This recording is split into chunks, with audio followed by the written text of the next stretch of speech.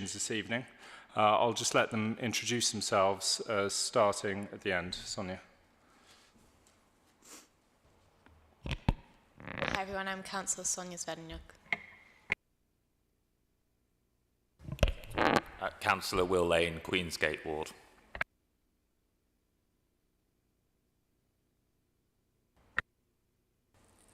Councillor Issa Caulfield Ward.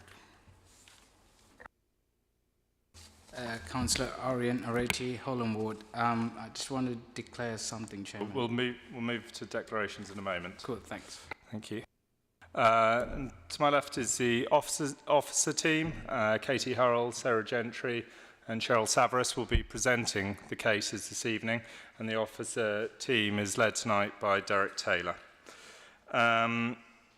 So firstly, we just need to sign off the minutes of the previous meeting. They were distributed in advance.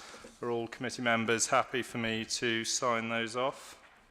Do I have a copy? Oh, there are no minutes to sign off. Okay. There's a trick question. No minutes to sign off. Any declarations of interest? Councillor Areti. Thank you, Chairman. I did reply to item number 096 to a couple of residents, but the email was basically just a generic email that the decision would be made unbiased.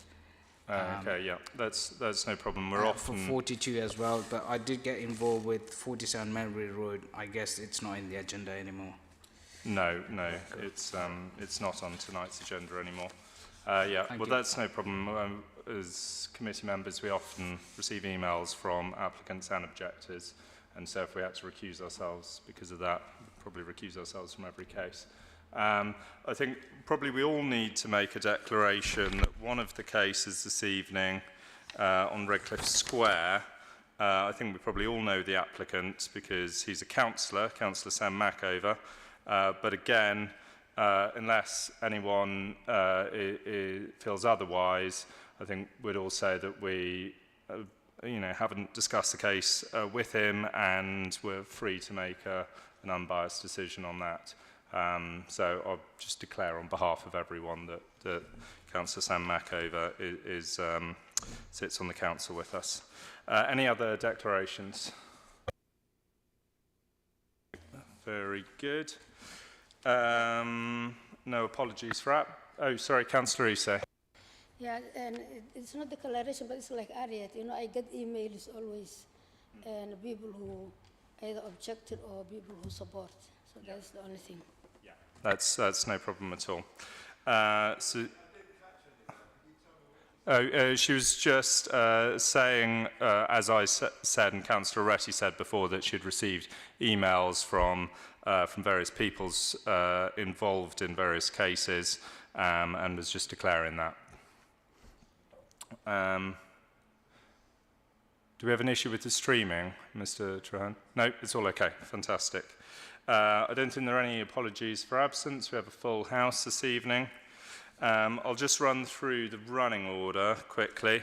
So we'll be starting with flat 193 Chatsworth Court, then 42 Bedford Gardens, then 46 Redcliffe Square, then Chelsea Creek Basin on Lotts Road, then 55 Faraday Road, and finally the Community Centre, Chelsea Farmhouse, etc. case.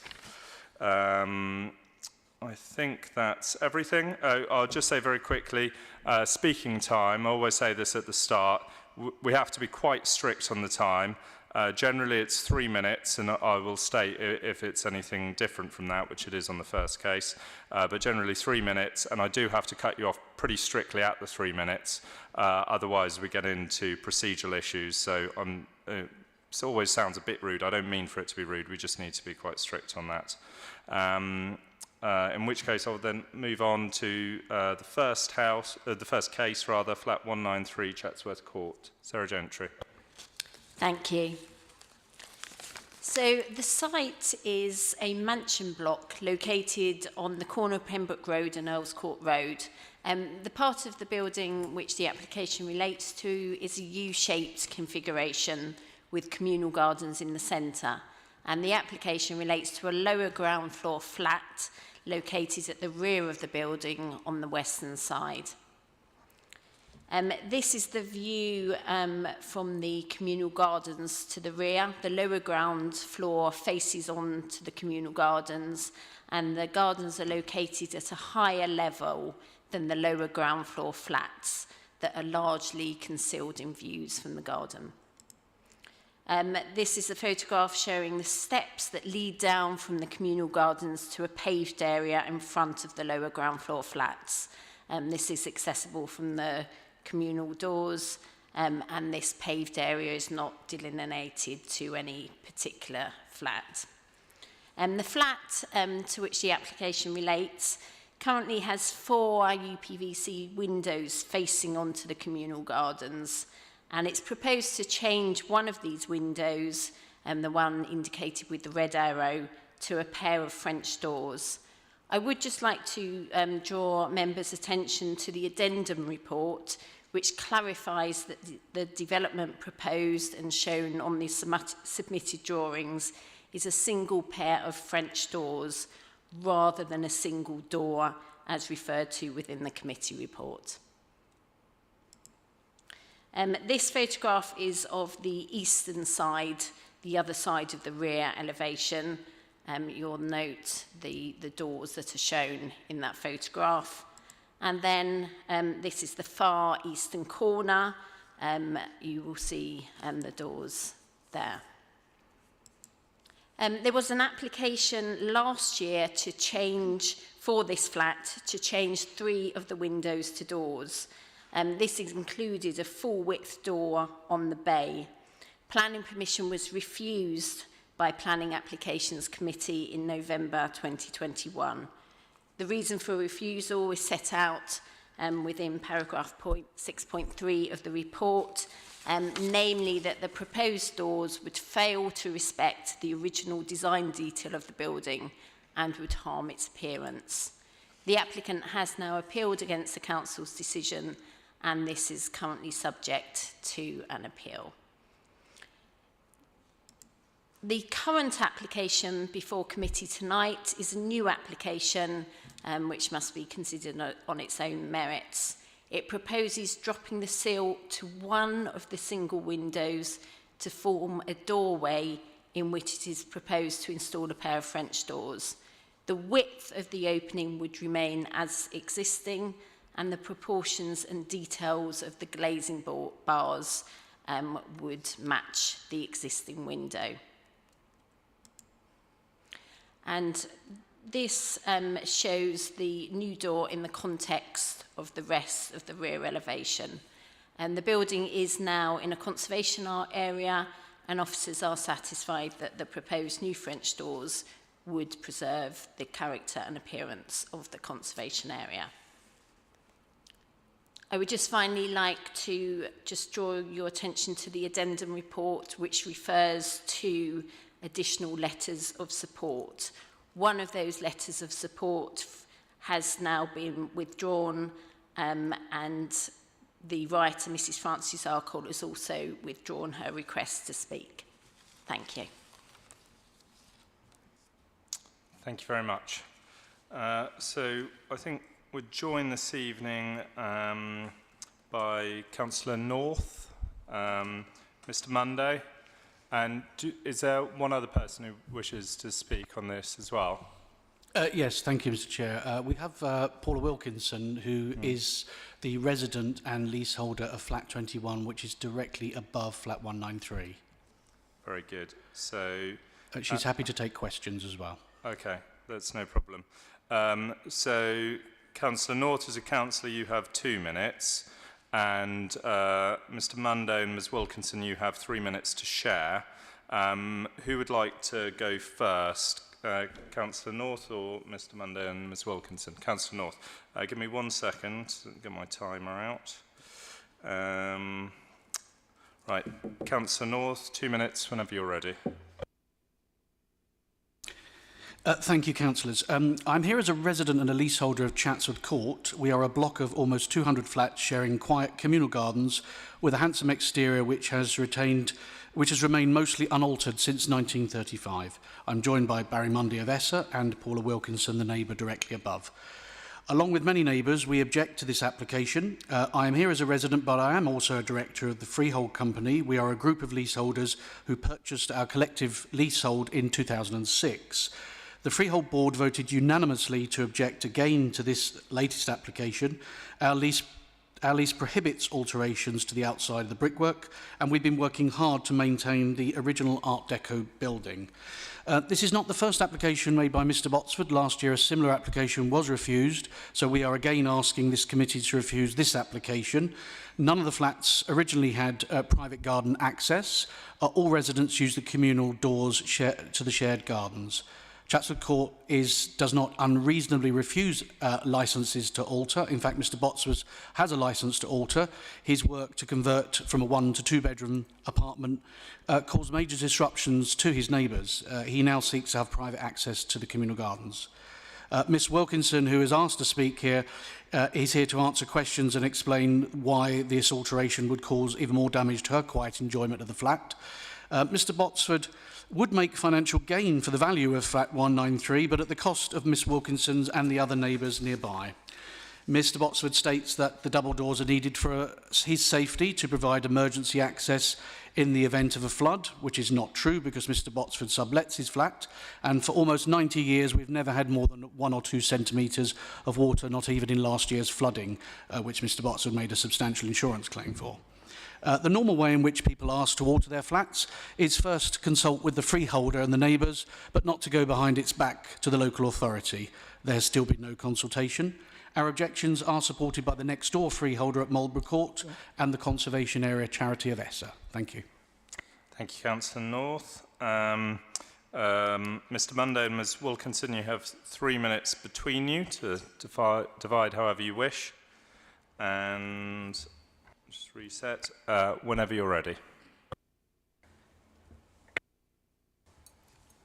Hello. If planning permission for flat 193 Chatsworth Court is granted, I have severe concerns about the noise and disturbance this will cause. I would like to point out a few things that may have not been taken into consideration. The garden side of Chatsworth Court is a U-shaped building which amplifies all noise. Flat 193 is in the basement facing a wall, and the area around the basement is all paved. Any sound in this area amplifies, reverberates and echoes hugely. My home is directly above 193. The flat next to 193 is the chairman of Chatsworth Court and is the only other flat that has French doors going out into the garden. It is my understanding that other residents have previously been refused permission for direct garden access by the director and the Chatsworth Court Board. When these doors are open in 191, the flat with already the doors, is also it is a real problem with the noise, with the radio, talking, phone calls, etc. And as stated above, the noise bounces off the paved areas and comes straight into my flat and others, I am sure. I always have to close my windows because of this, just to get some peace. My concerns are that the chairman's son, who is a property developer and using 193 as a rental property, will also have doors, and I will be faced with a double problem with noise. It says in the report that the management of the building will manage this. But as the chairman and son are the owners of these 2 flats, I feel this may be biased and hugely unfair on other residents. It is the chairman and board who make the decisions, not the residents.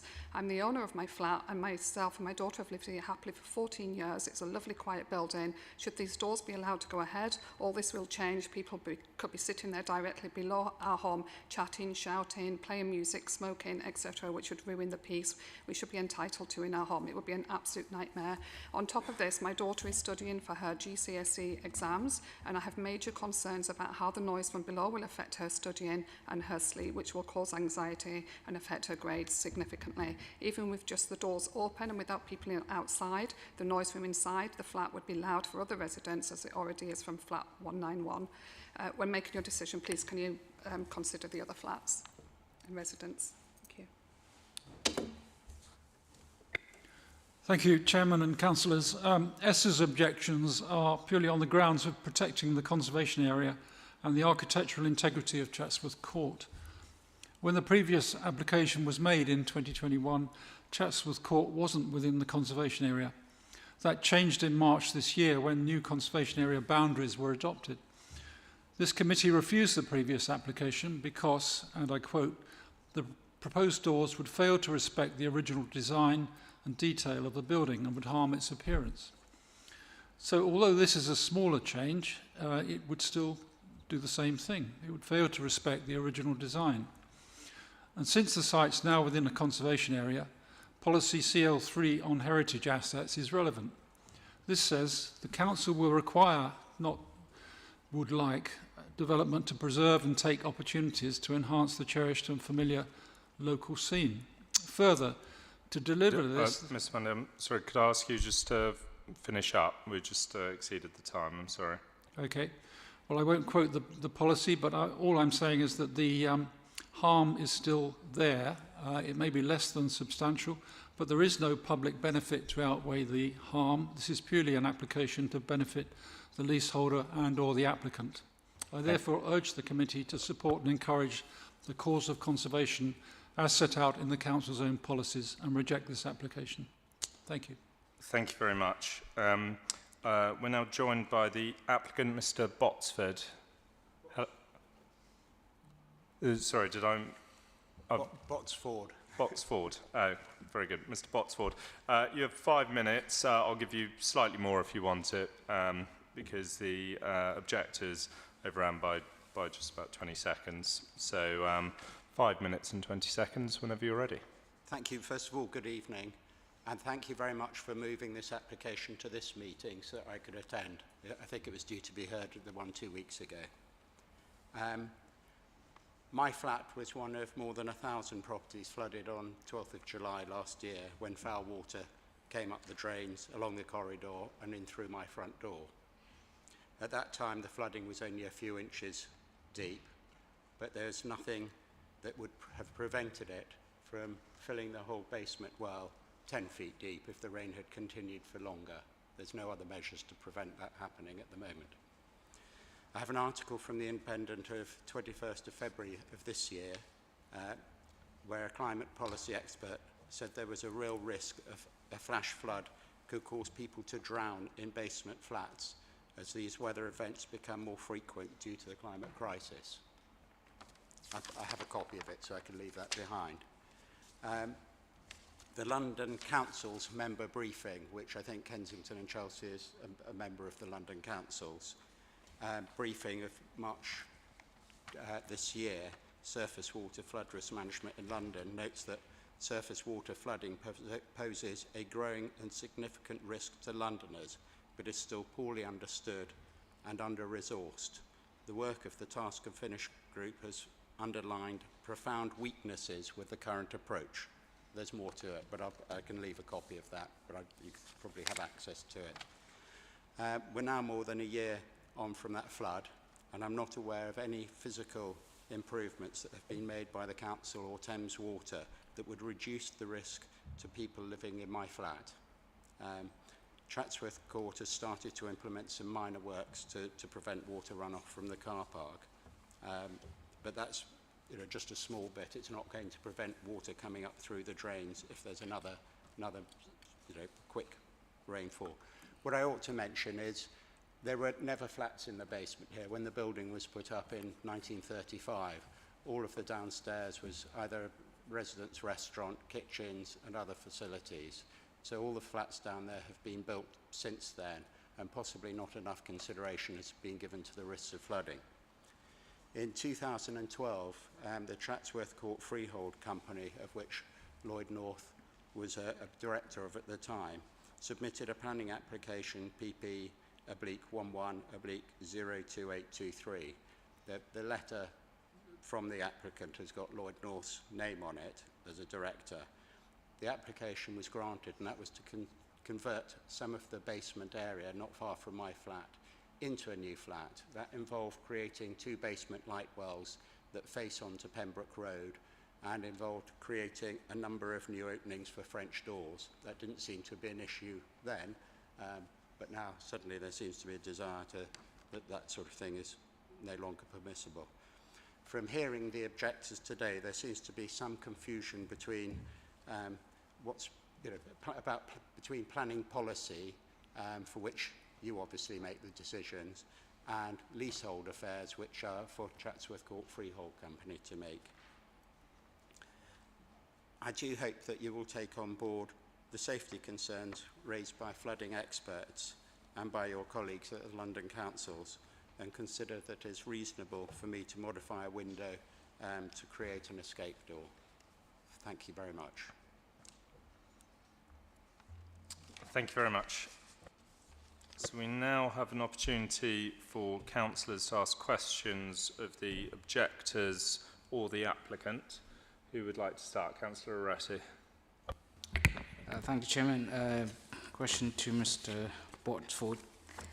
I wish, you would have waited until the inspector gave his decision, because that would have been easier for us to judge it whether yes or no. But anyway, you spoke about floods, but actually having 3 doors opening up to the garden would flood your apartment more than having a brick wall staying. So that's my first question. The second question, did you reduce your 3-door application to 1 just because it's been refused, or what is it? I know that you said about, access to the garden, but is that the sole reason? Sorry, to answer the first question first about escape routes. The flooding on the 12th of July came in through the front door. Now, if I was making an escape, would I be trying to escape down a flooded corridor in the direction that the water's coming from? I don't think, into a dark, possibly dark corridor. We don't know whether lighting will still be working or not in the event of a flood. To go out of the flat through the garden does seem like a much more sensible route. That's the first one. I've taken on board, well, for the second point, I've taken on board the comments that were made at the planning meeting in November last year that I think you and your colleagues made, and objectors about the possible damage or impact it would have on this Art Deco building, and I've reduced it to the minimum necessary. The previous application was, yes, to have a door, an escape door from each habitable room. I've now reduced it to the one that will have the minimum, most modest impact on the building, but still be a useful escape route. I'll ask a question later anyway. Thank you. Thanks for that. Colleagues, other questions? Yeah, Councillor Lane. Just a question to Mr. Monday. I know in Esther's objections you mentioned it's a very fine example of a 1930s mansion block. And I know you say it remains largely unaltered. Are there any particular Art Deco features of the block, or is there anything that really makes it stand out architecturally speaking compared to the other buildings under the sort of Esther umbrella? Well, I think the fenestration is particularly interesting. It's typical of its period, and I think the whole composition is balanced. And I think if you were to allow an alteration such as this, it then opens the door to other people changing things. And I feel that the integrity of the original design should be respected. Now, I know it's been mentioned that the space behind the facade was originally a kitchen, I think, and the windows reflect that original use.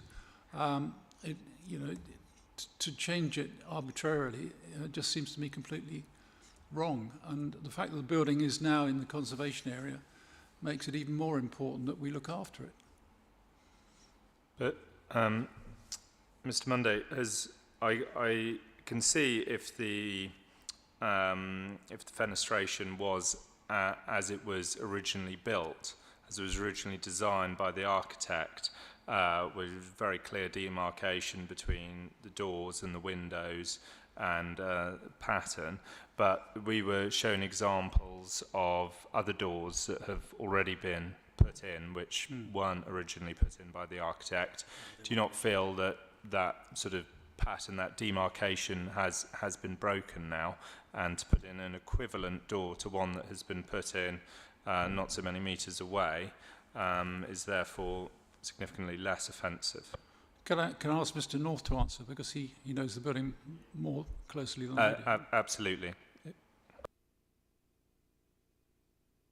If I can clarify this, it's exactly originally as it was, because the lower basement in that area, as Mr. Botsford already pointed out, they were originally the restaurant and the kitchen. So the doors were there for the kitchen, for the restaurant, tables and chairs to be outside originally. In 1960, an application was made to the council to convert the kitchen, the restaurant, and the staff and storage spaces into flats. So that's why we have it. So the outside of the building has never changed. But that is the only flat. All the flats originally did not have access to the gardens. It was specifically designed that everybody has fair access through the communal doors. It's only that flat 191 next door, Mr. Botsford's mother, actually that flat had originally doors onto there. So it's the only one. It's not changed at all from the original. So if the officers could bring up, Ms. Gentry, could you bring up the photograph of the outside which shows how it currently looks? So yeah, if you go back one. No, forward one. Well, I suppose that door at the end, it's not the best picture of it. But you're saying that was, is that a communal door, the one at the end? So just to explain, to the right-hand side of that picture, you can't quite see, it's tucked behind the brickwork. That's it. Yes, that one. That is the communal door for everybody. That goes to the main staircase. The window above it is part of the main staircase. So all the residents use the door to the gardens from there. The door to what looks like to be a door to the left isn't actually a door. That was originally the restaurant. The door to the restaurant was there. It isn't. It's a window. It's blocked off at the bottom. So it isn't a door.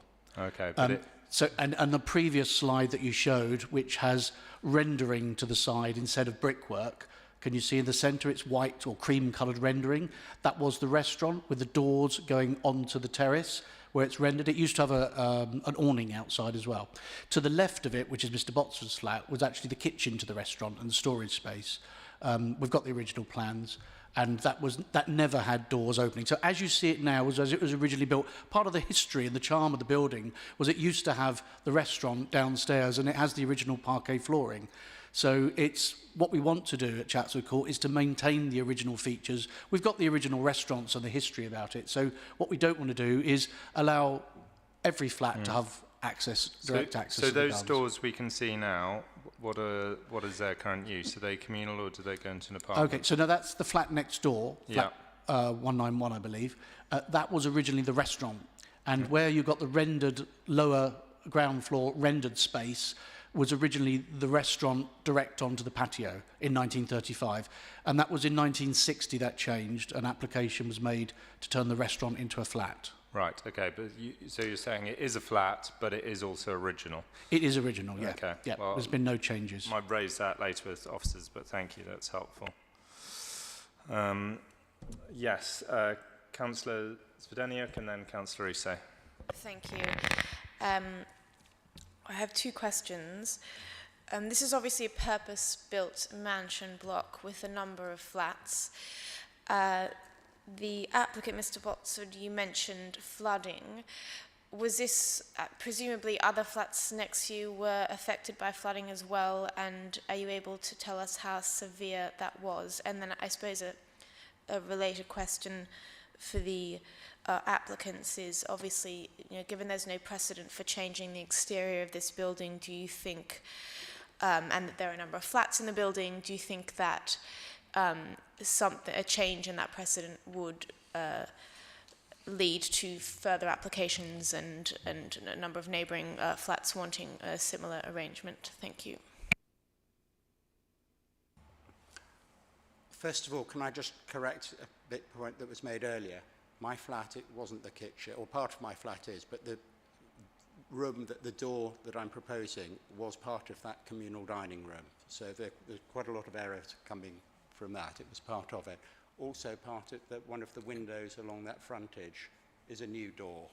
It wasn't part of the original bit, so can I just make that correction? I'm planning to raise it later with officers, thank you for pointing that out. But yes, if you Going back onto that point, a number of flats were flooded. I'm not sure how many. Certainly the one next door, 193, was also flooded.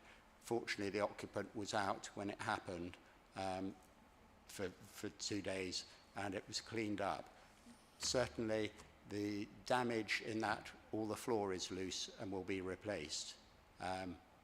Both the wood block, the original wood block flooring has all come loose, and the screed underneath. The skirtings have been or will need some repairs as well. So fairly expensive, and things that were sitting on the floor. That flood was only 3 inches, but if the rain had carried on, instead of for half an hour, it carried on for an hour, we could have had 3 or 4 feet, 8 feet. Who knows? Thank you. And I had a second question for the objectors.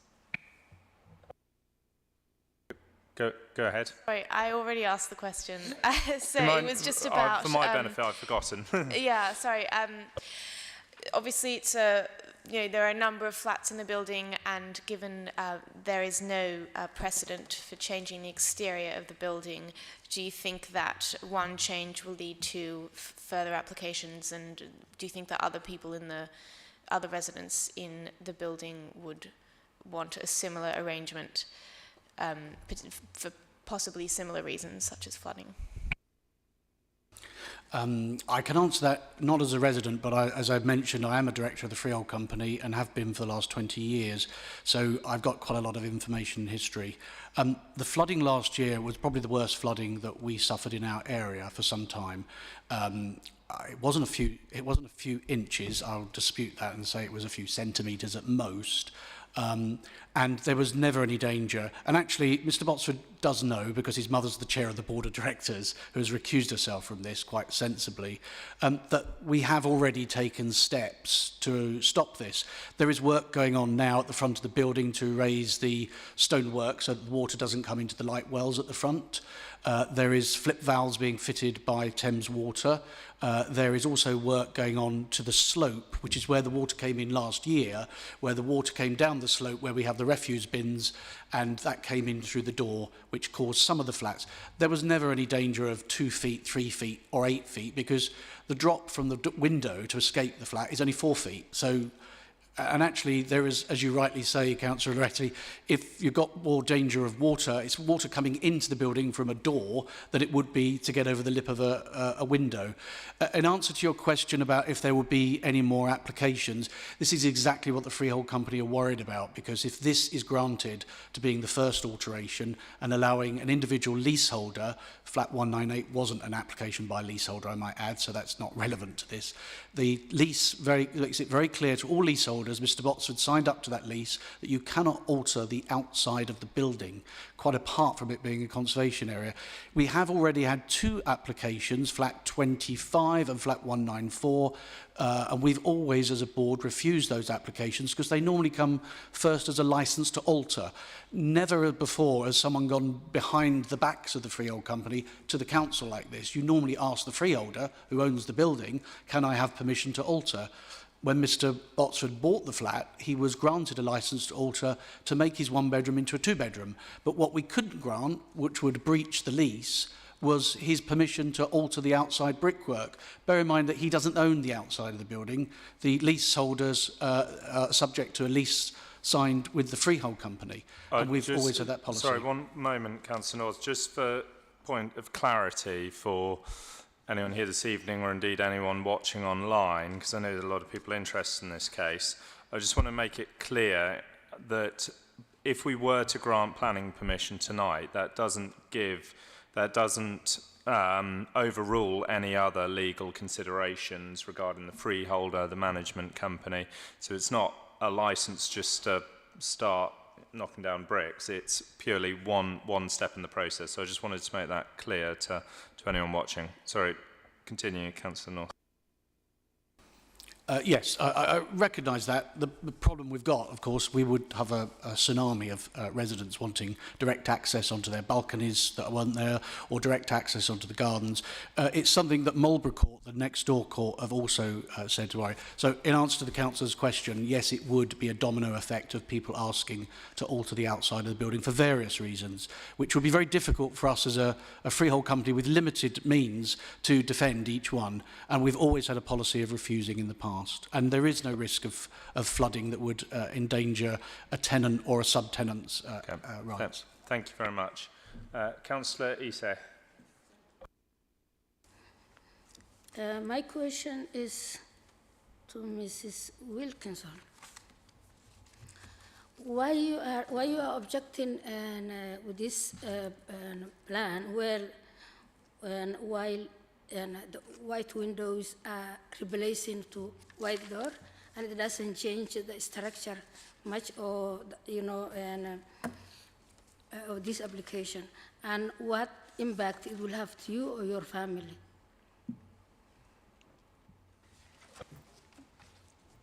The impact it would have on me and my family would be the noise. It would cause a huge problem with noise. As I said previously, any noise coming from, say, flat 191, which is next door, and any of the other flats, any other people that are in that little courtyard area, the paved area just echoes and, very, very loudly into the flats. I'm directly above the flat.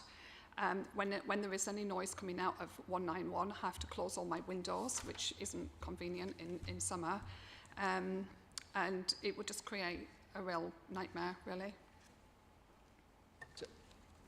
Yes. Yeah, sorry, Councillor Isse, do you have a follow-up question? Yes, and my question also is to the applicant. And if this application was granted, how can you mitigate the noise which the objectors they mentioned and the echo, and also you will have an access privilege to the garden out of the close or opening hours. So how can you ensure that you or the occupant, will not access more than other residents? Two questions. On the first question, I'm not convinced that noise will be such an issue. The flat already has windows that are open quite a lot of the time. Certainly the tenants who I have in there at the moment leave their windows open regularly. I can't see that the door would make a great deal of difference to that. I agree if people were taking furniture out and sitting out there, that would, but you're not allowed to do that. And there'd be no intention of taking furniture out or sitting in it. I know some people, including Lloyd, have held parties in the gardens, but certainly I don't think there'll be a particular issue of noise down in that bit from having an extra pair of French windows there. On the second point, yes, it would give slightly privileged access to it, although the main door is only further along the corridor into the garden. Well, it's quite a long way along the corridor into the garden, but I don't think it would, it'd be slightly privileged like the one at 191. On the other hand, were the flats that got flooded. Thank you. Councillor Rossi. Question to Ms. Wilkinson. The proposed French doors, what part of your flat above directly relates to? Is it a bedroom, hall or kitchen? Looking at that, I think it's just above the, I think it was just to the side of my daughter's bedroom. I think kitchen, because the flats are a different layout, so it's difficult to say exactly what room it is, but I think part of maybe my daughter's bedroom and also the bathroom. And can I just also just mention that it does make a huge difference when the flat underneath that I've already got 191, when the doors are open compared to when the windows are open, it's a huge difference. Okay. Like I don't hear the noise when the windows are open, but when the doors are open, I hear. Thank you. It changes everything. Point taken. Thank you. What? Yes. I've got Councillor a Rossi, subsequent another question to Mr. Botsford. You already have a main door that goes directly into the outside patio garden. In the event of flooding, for example, what measurement from the bedroom, that the proposed doors, to the main door that has access to the garden? The existing communal door? Yes, yeah.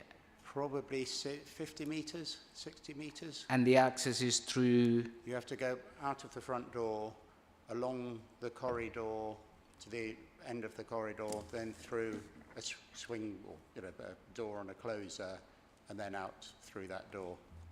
Right. So, Quite a long route. but I don't think in the event of flood, you don't have to rush through unless there's a fire, which I agree. You need seconds to evacuate. But in the event of flood is not like one full force flood. I mean, it comes, accumulates over a period of time, So if it's 50 meters down the road, you only need to walk about, I don't know, it takes you half a minute to walk down. So I'm not convinced on the facts of the floods that, you need to propose a new French door. Anyway, all right, thank you. Do you have any response to that, Mr. Botsford, or are you happy for us to move on? I think, just thinking, in the daytime, you're probably right. If you've woken up in the middle of the night, 3 o'clock in the morning or something, maybe you've drunk too much. Maybe you're disabled. We don't know who's going to be in there. But certainly, I would struggle to climb out of one of the windows at the moment, and I think I'm reasonably fit.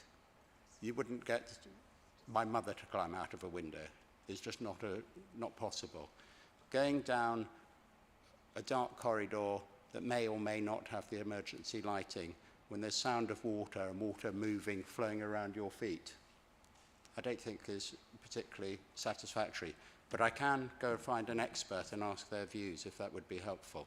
I can go and talk to somebody at the Chartered Institute of Water and Environmental Management and just see if they have a view of what the best escape route is. Okay, thank you very much. Thanks for that. Colleagues, any other questions? Yes, one more, Councillor Easton, and then we must move on to questions to officers. Yeah, my question again is Ms. Wilkinson. You mentioned your daughter's room is above this new plan. How it can affect your daughter?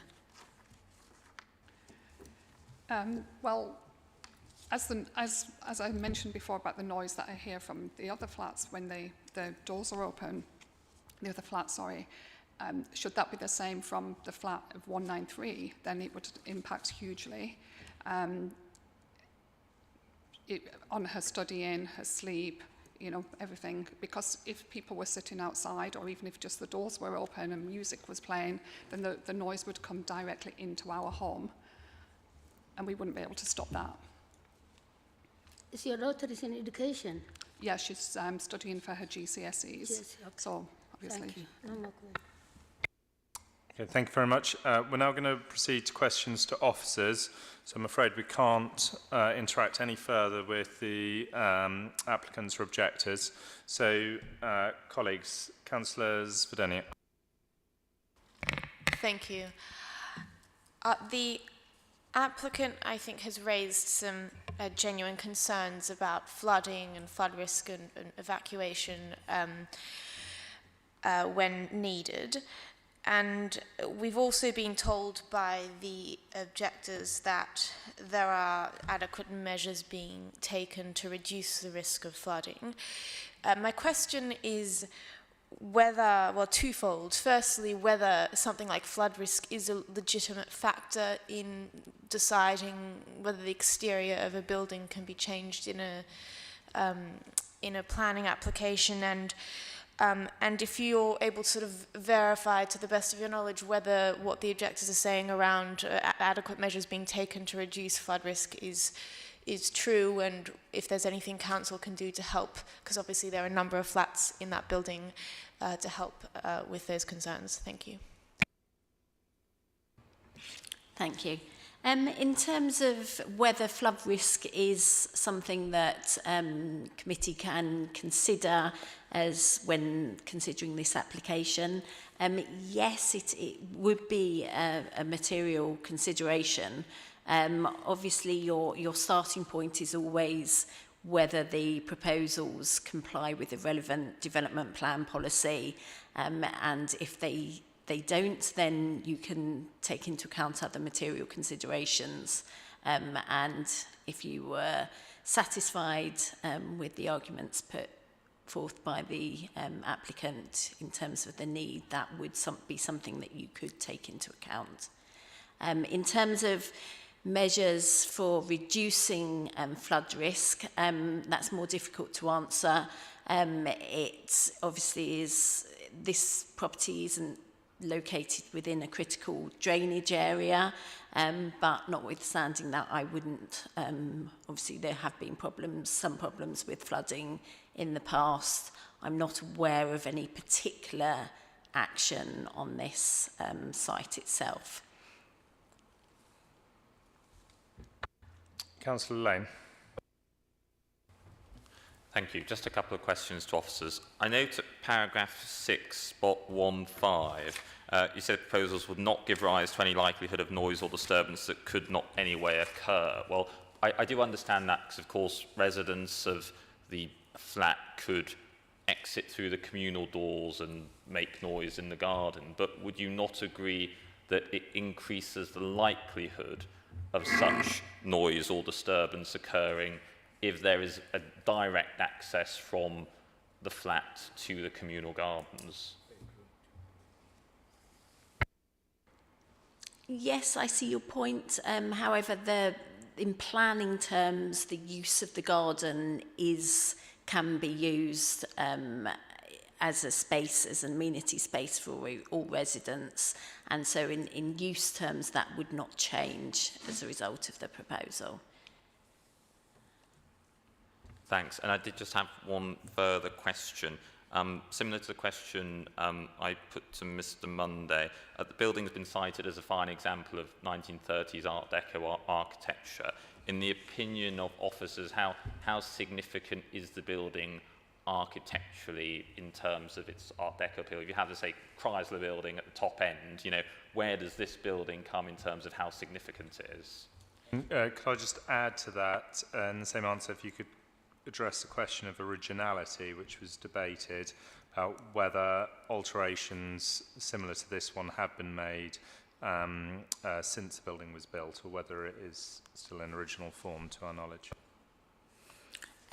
Yes, this building is obviously now included within the conservation area and it would be a positive building. It makes a clear contribution to the character and the appearance of the conservation area. But that does not mean that any alterations can take place to it. The test is whether it continues to preserve the conservation area. I won't give a figure in terms of its significance, but just leave it at it obviously is a positive, makes a positive contribution. In terms of the originality and how original, whether alterations have taken place in the past, there was that permission which was granted in 1959, I believe, to change the restaurant and kitchen into flats. What I cannot advise is whether whether the windows were changed to doors at that time. Obviously, some alterations have taken place in terms of the windows being changed to UPVC, which is a fairly significant change in terms of having an impact on the character of the building.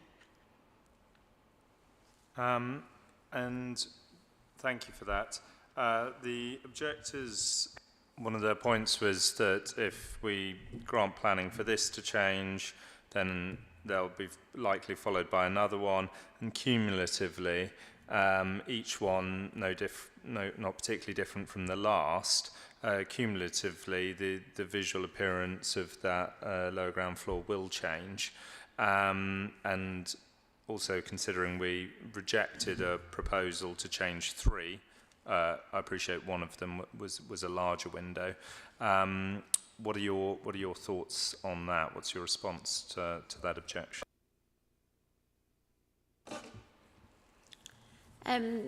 This is, I think the clear distinction can be made between the previous application and this application in terms of this is for a single doorway, and it's also not on the projecting bay, which obviously is a more prominent feature, which was previously proposed.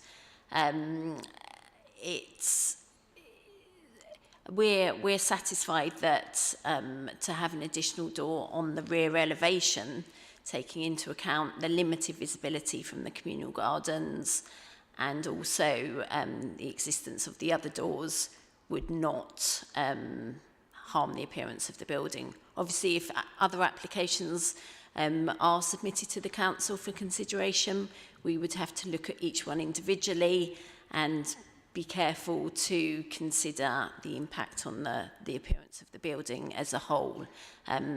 There may be a different impact in a different location, but in this particular location, we're satisfied that it would not be harmful. Thank you. Councillor Rossi. Thank you, Chairman. Just a question about the French doors. In the event of flood, is this a very good measure or plan to have a French door as opposed to any other new plan? Just a question. Sorry, a French. Can I just clarify the question? A French door as opposed to a? Do you mean as opposed to a single door? I don't know if there's any other proper or best measure to have, to significantly change the structure, whether you implement a door or anything, in the event of flood. Is this a good proposal? Purely speaking, if there's a flood, and would this French door be really helpful for the occupant? Secretary talked about the flooding considerations before. I don't know if there's anything you want to add on that. I assume it's that we're perhaps not qualified to say. Yeah, I don't think I can add anything further to what's been said already. All right, cool. No problem. Thank you. Any other questions, colleagues? No, in which case we must proceed to a decision. Just very quickly, I would say my view on it is that on the flooding side, I think we would probably need more evidence in front of us before we could opine either way on that. So I'm reluctant to take a position due to a need for flooding. On the noise, we had some very reasonable concerns that were raised, but we must remember that that area is there's not a change of use of the area, and we can't too much in planning terms imagine what the impact might be when the use is not changing. Aesthetically, however, I think that's a valid question that has been raised by objectors about changing this building, which is in a conservation area and provides a positive contribution to the conservation area. So I think that's certainly a valid concern that members would want to consider in making their decision. On that, I'll proceed to a vote. So the recommendation in this case is to grant planning permission. All those in favour of the recommendation, please show your hands. All those against? So that's 5 against and none in favour. So the planning permission is not granted. Thank you, everyone who came to speak on that case. We now proceed to second agenda item number 40. Sorry, we need a reason. You need to proceed a little bit further with the last case before you can Yes, do that. my apologies. First of all, you need to come up with a reason for refusal, then you need to take another vote based on that. I was in too much of a rush to move on to Bedford Garden, so I would suggest that the reason is confined, unless colleagues disagree, to aesthetic reasons, namely that it would not maintain or improve the conservation area. Are you happy with that? So in which case I'll propose that. Can I have a seconder? Second. Yeah, Councillor Lane to second it. All those in favour of that reasoning? Yeah. Would you like it clarified, Councillor Zvedeniuk? Ms Gentry or Mr Taylor, perhaps you could put it in more eloquent terms than me. Well, Chairman, essentially the reason for refusal that you've just described would be the same as the reason for refusal for the 3 doors. In other words, the reason for refusal which is set out in the report at paragraph 6.3. I can read it out for you if you'd like. Yes, please. I mean, it would stay the same. So essentially that would be the proposed doors would fail to respect the original design detail of the building and would harm its appearance. Therefore, the proposed is contrary to policies of the development plan, in particular CL1, CL6. Now, there is one thing that I realise when I'm looking at that, which is that, of course, when this reason for refusal was drafted, it wasn't in a conservation area. It now is, and policy CL3 would then apply because it's now in the conservation area. That's very helpful, Mr. Taylor. Thank you very much. So I think the reason is clear. Sorry, I just... Another issue is preserving the quality of living conditions enjoyed by neighbours. I think that came into our reasoning, unless it... I would suggest, so for me, that wasn't part of my reasoning, Okay. but if a majority of the committee would like to include that. I do have to say, with respect to the answer that was given to my question, my interpretation of CL5 would be that an increase in likelihood would affect noise and disturbance in my view, so that would come into mind as well. But. Okay. Councillor Issay and Councillor Oretti. Yes, yeah, also for me, you know, my concern is about child's education.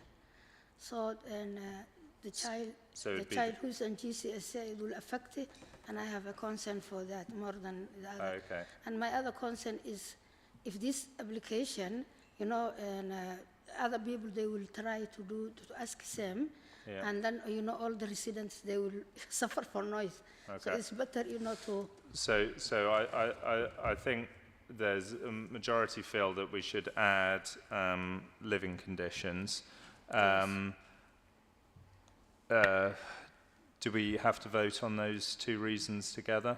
It's probably easier. Yes, you do, Chairman. So just to summarise, the first reason for refusal would be similar to the previous one, but with the matters of character and appearance and policy CL3 added to it.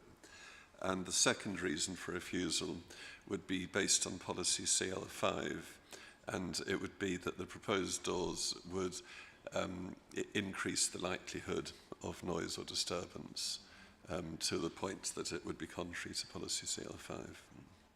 Okay, so, and even if one of us was in favour of one of the reasons, not the other, we still have to vote on both the reasons. You have to take a vote as a committee. Yeah, Clearly, okay. one or more members of the committee may vote differently on each Yeah, one. okay. Well, so those are the reasons, as just stated by Mr. Taylor.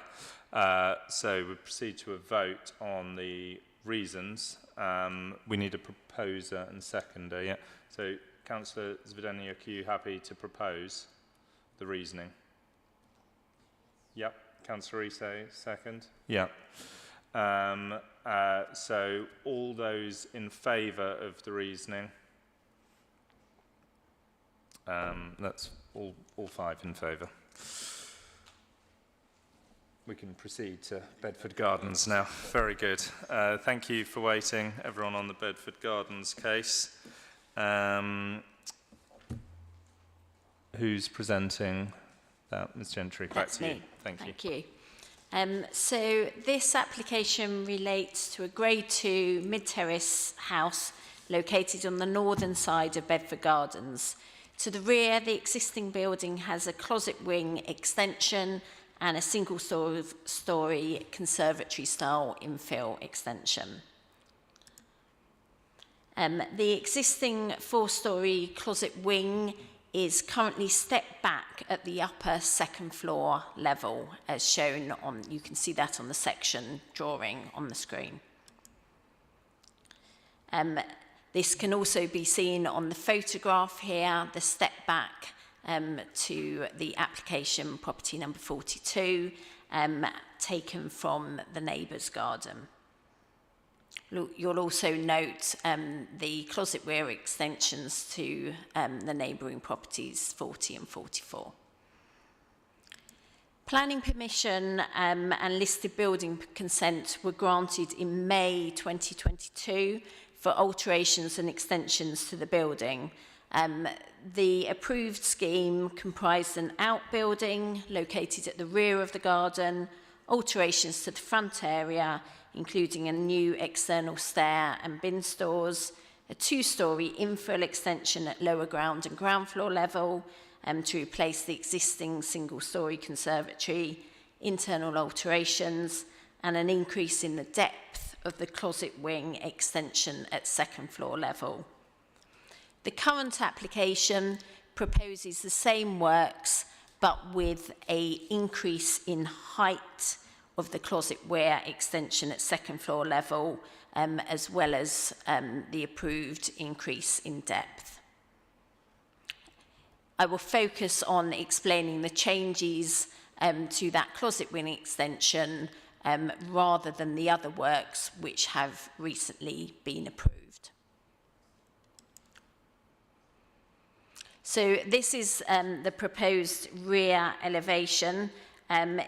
It would retain the steps, the approved rear elevation would retain steps down from the landing to the closet wing. In the proposal, as shown here, there will be a level access from the landing to the proposed second floor closet wing extension, which explains why the height is proposed to increase.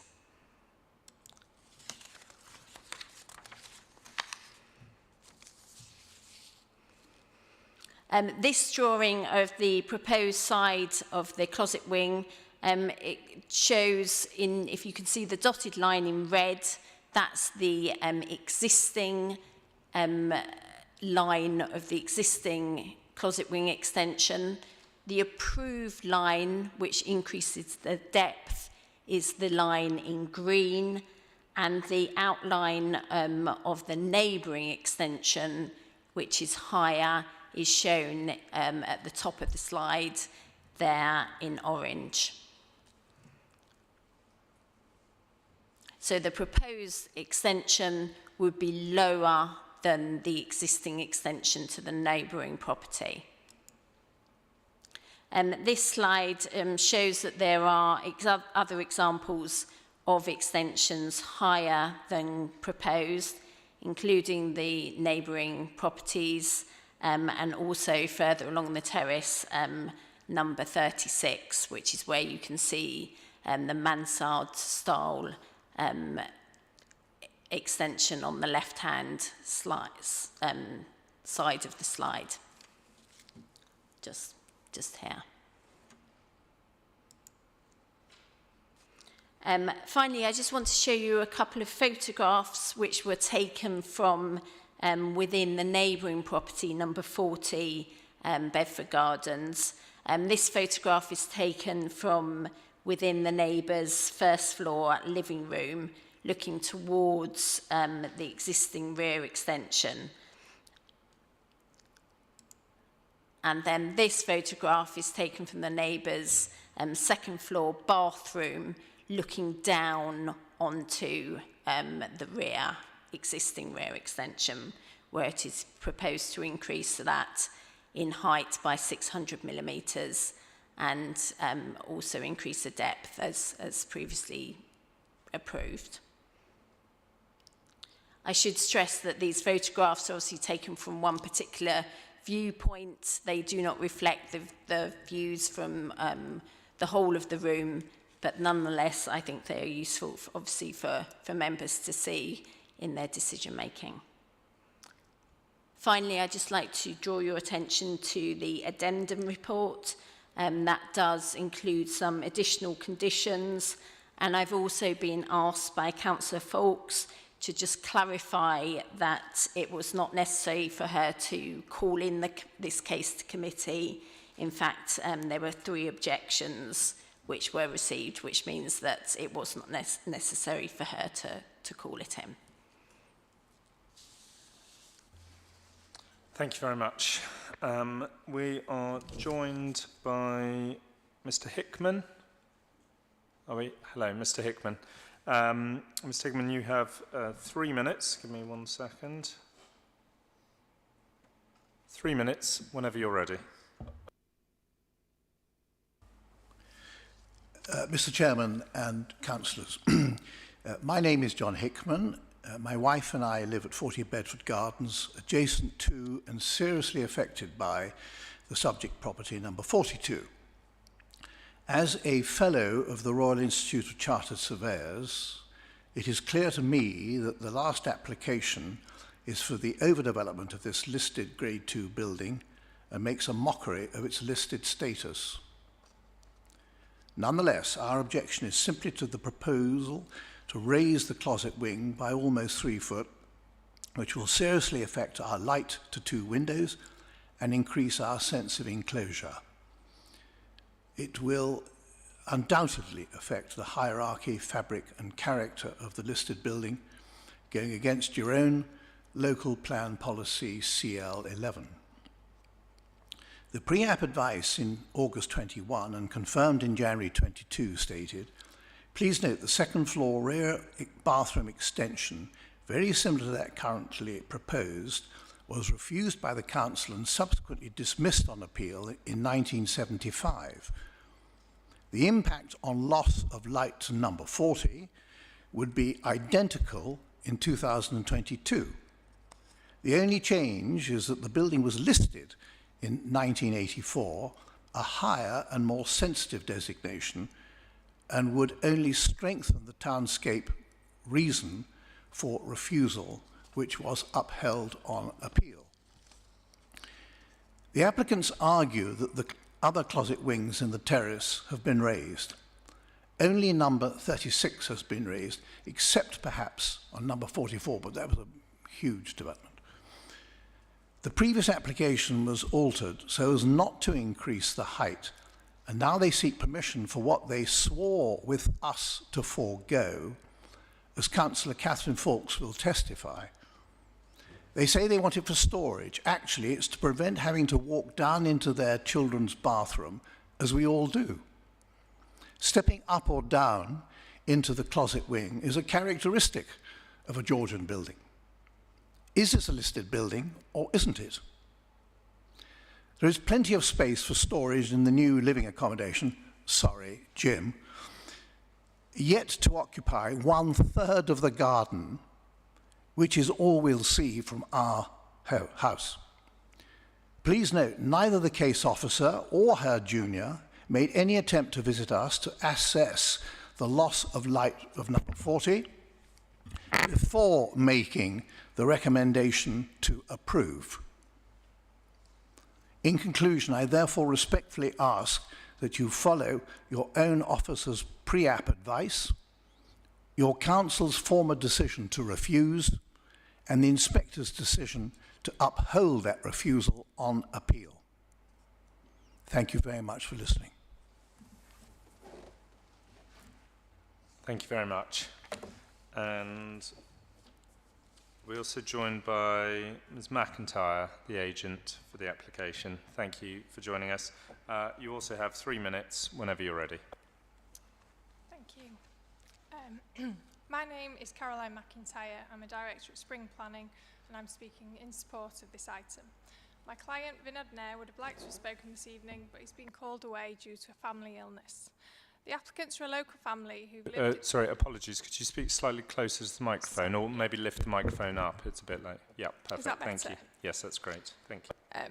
The applicants are a local family who've lived in the Royal Borough for over 20 years. They undertook 2 rounds of pre-application discussions with officers, amending the proposals at each stage to respond to the comments raised. In December 2021, they engaged with immediate neighbours at number 40 and 44 with details of their proposals, and their architect spent time with Mr and Mrs Hickman talking them through the drawings. Neither neighbour raised any issue with the proposals at that time. In March of this year, they submitted an application for works to the house. Subsequently and unexpectedly, 2 letters of objection were received to the application from the immediate neighbours at 40 and 44. At this point, At this point, our client had been engaged in the process for 10 months with no clear date for starting work and moving into their home. In order to keep their contractors' availability, our clients removed the works to increase the height of the closet wing and the associated internal alterations, and the applications were approved. They then reviewed the proposals with their architects and submitted a revised scheme in July which sought to respond to the issues raised within the objections. This scheme, which is the subject of the applications before you tonight, only differs in 2 ways from the March 2022 applications. These are that the height of the closet wing is raised by 600 millimetres rather than the original 860 millimetres that was discussed with officers at pre-app and proposed initially in the March application. And the level of the second floor in the closet wing is to be altered, unlike in the previous proposals when more levels were to be altered. This improves the head height, removes a step into the bathroom, and also provides the opportunity to improve the drainage to the roof of the closet wing. There's no heritage impact or harm caused by the proposed works to the rear of the building, either externally or internally. Both neighbouring properties have been the subject of rear alterations and extensions. The closet wing to number 40 was raised to its current level following an approval in 2014, and the rear of number 44 has been altered in the last 10 years. It's therefore clear that there have been significant changes to the rear of this terrace since the 1975 appeal. The proposals would not have any amenity impact on neighbouring properties. This is clear from the rear elevation drawing, which shows the existing closet wing approximately 1.25 metres above the top floor of above the top of the first floor window to number 40. This room is dual aspect. The proposed height of the closet wing is around the sill level of the neighbouring second floor bathroom window, and 260 millimetres lower than in the March 22 proposals. Various officers have now looked at these proposals through the pre-application process and the application, and the officers are supportive of the proposals. If you could just conclude very quickly. Yeah. In summary, the proposals only alter the most recent additions to the building, do not cause any heritage harm, and do not have any unacceptable impact on light or outlook to the neighbours. Okay. We therefore ask that you follow your recommendation and approve this application. Thank you very much. Right, colleagues, questions. Councillor Oretti. Thank you, Chairman. Question to Mr. Hickman at number 40 Bedford Gardens. Based on the report produced to us, it's very clear that you have a closet extension similar height to the current proposed at number 42. I understand it's slightly higher. Would you be happy if it's at the same height as your extension? Because you already have an extension in 2014, I believe. That's when you were granted for an extension.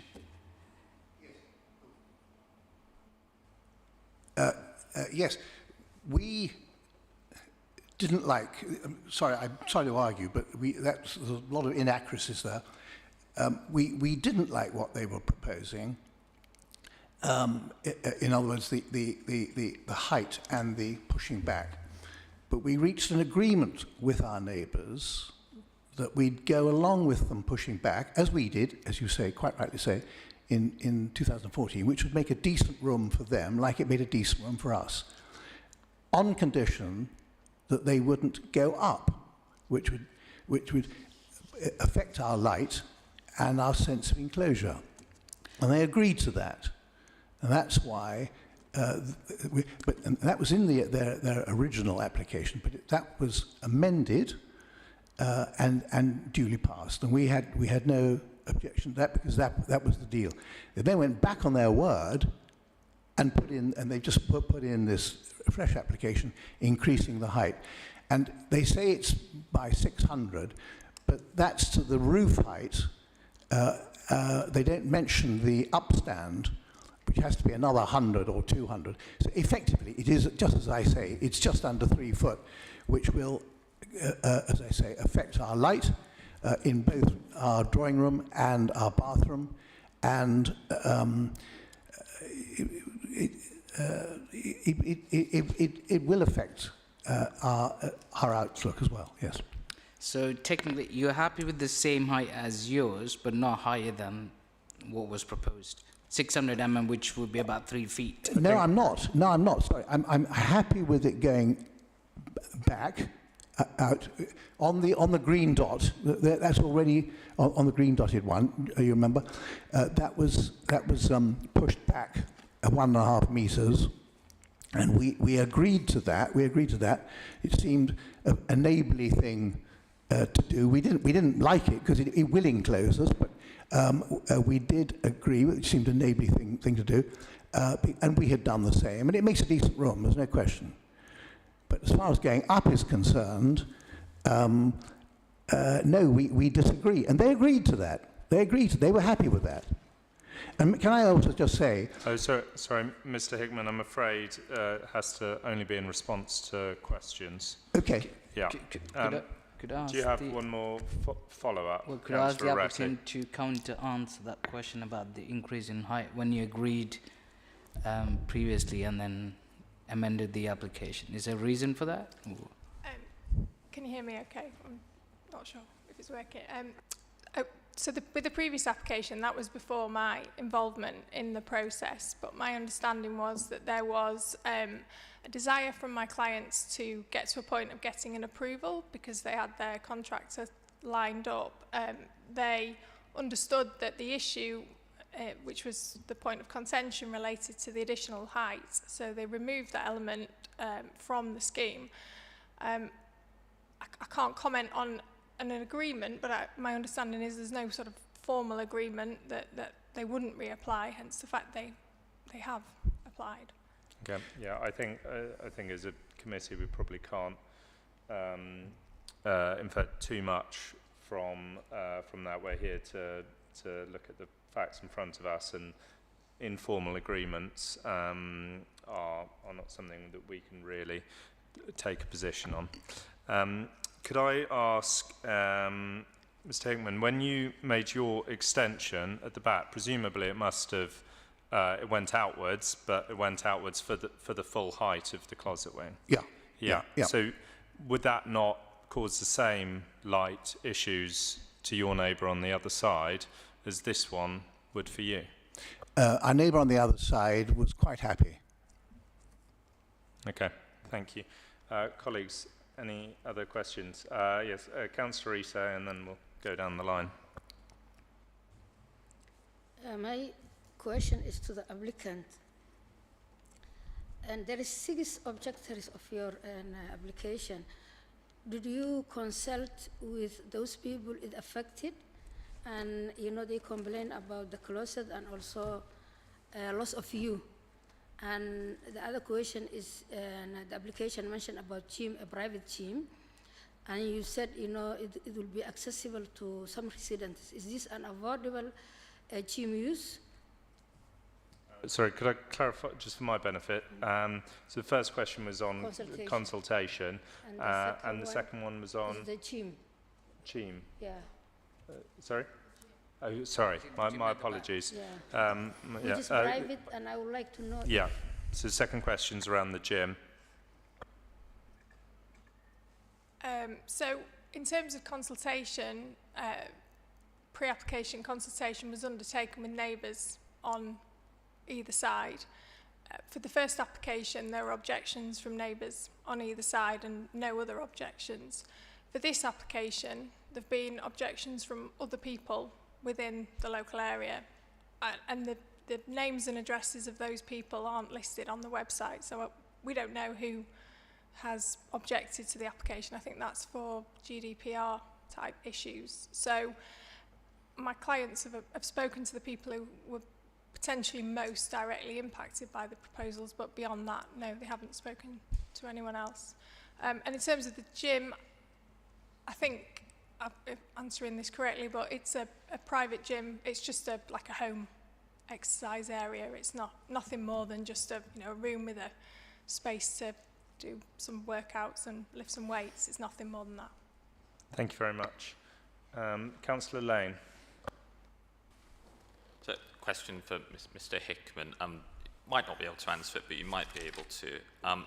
You mentioned the building was listed in the 1980s, grade 2. I just wondered whether you had any more information just on why it was listed and whether there were any features at the rear of the building subject to this application which were mentioned at all at the time of listing? Perhaps there wasn't, but just curious. I honestly don't know, but all I know is that the application, as it says in the pre-app, the application or applications were refused and upheld on appeal, and then subsequently, 10 years later, in 1984, they were listed. And I think that it's true to say that the late Georgian terrace was the main reason for it. But everything behind it is ancillary to that building. Thank you very much. And Councillor Svedenia. I have a question for the agent, please. Many of the objections are focused on the fact that this is a listed Grade 2 Georgian terrace, and that the rear of the buildings follow a certain rhythm and the backs of the buildings, they alternate. How would this proposal not significantly impact that? I think what's important is that the rear of this terrace have been much altered, and they've been altered since the terrace was listed as well. So it's clear from the other alterations that the rear of the terrace is less significant than the front of the terrace because these alterations have been allowed. The proposals that are before you tonight would still maintain a variety in the height of the closet wing because they sit 260 millimetres lower than the closet wings on the neighbouring sides at 40 and 44. Happy for me to move to questions to officers. Thank you both very much. We now move to the next section of the meeting. Colleagues, questions for officers. Councillor Lane. Of course, we're dealing with a Grade 2 listed building here. It's quite a high bar. I just wanted to ask officers' opinion. Would they agree or would they not agree that part of the character of these styles of terraces is that they are quite eclectic at the back and essentially rears jut out at different lengths and height? Is that part of what makes them a Grade 2 building? If they were all at a uniform height, would it perhaps not be listed? Just curious about that.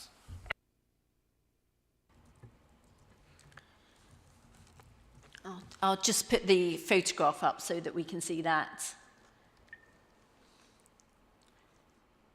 Yes, I mean, the significance of these listed buildings comes, as I think has been said, primarily from their age and their character. They have been altered a lot at the to the rear, so these closet wing extensions as we see them are not original, they are later additions. And as such, they in themselves are not a significant make a significant contribution to the significance of the listed building.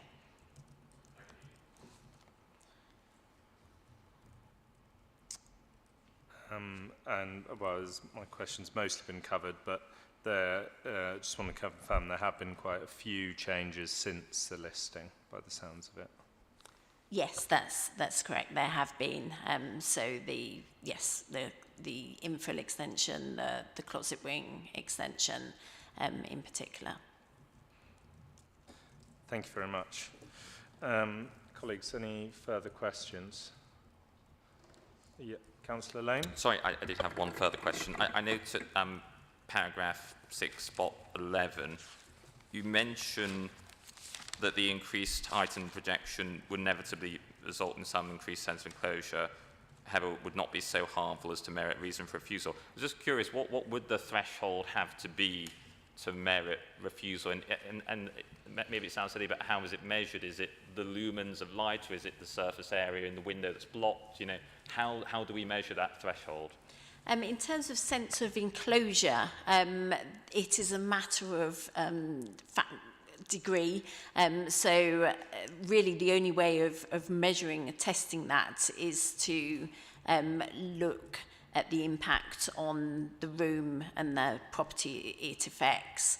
In this case, obviously, there is already some sense of enclosure which comes from the existing closet wing.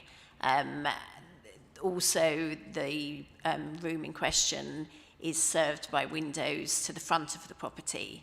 So, having stood in that room, I'm satisfied that there would not be a unacceptable degree of enclosure.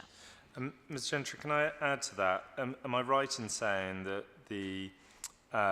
that it is relevant context how the building that's affected is subdivided? So if there was room which had a slightly, lost some light and had a higher level of enclosure, and that was a small flat and that was its main room, then that would carry more weight than if the entire building is all one property, and there are many other rooms that can be used and enjoyed. Is that correct? Yes, that's correct.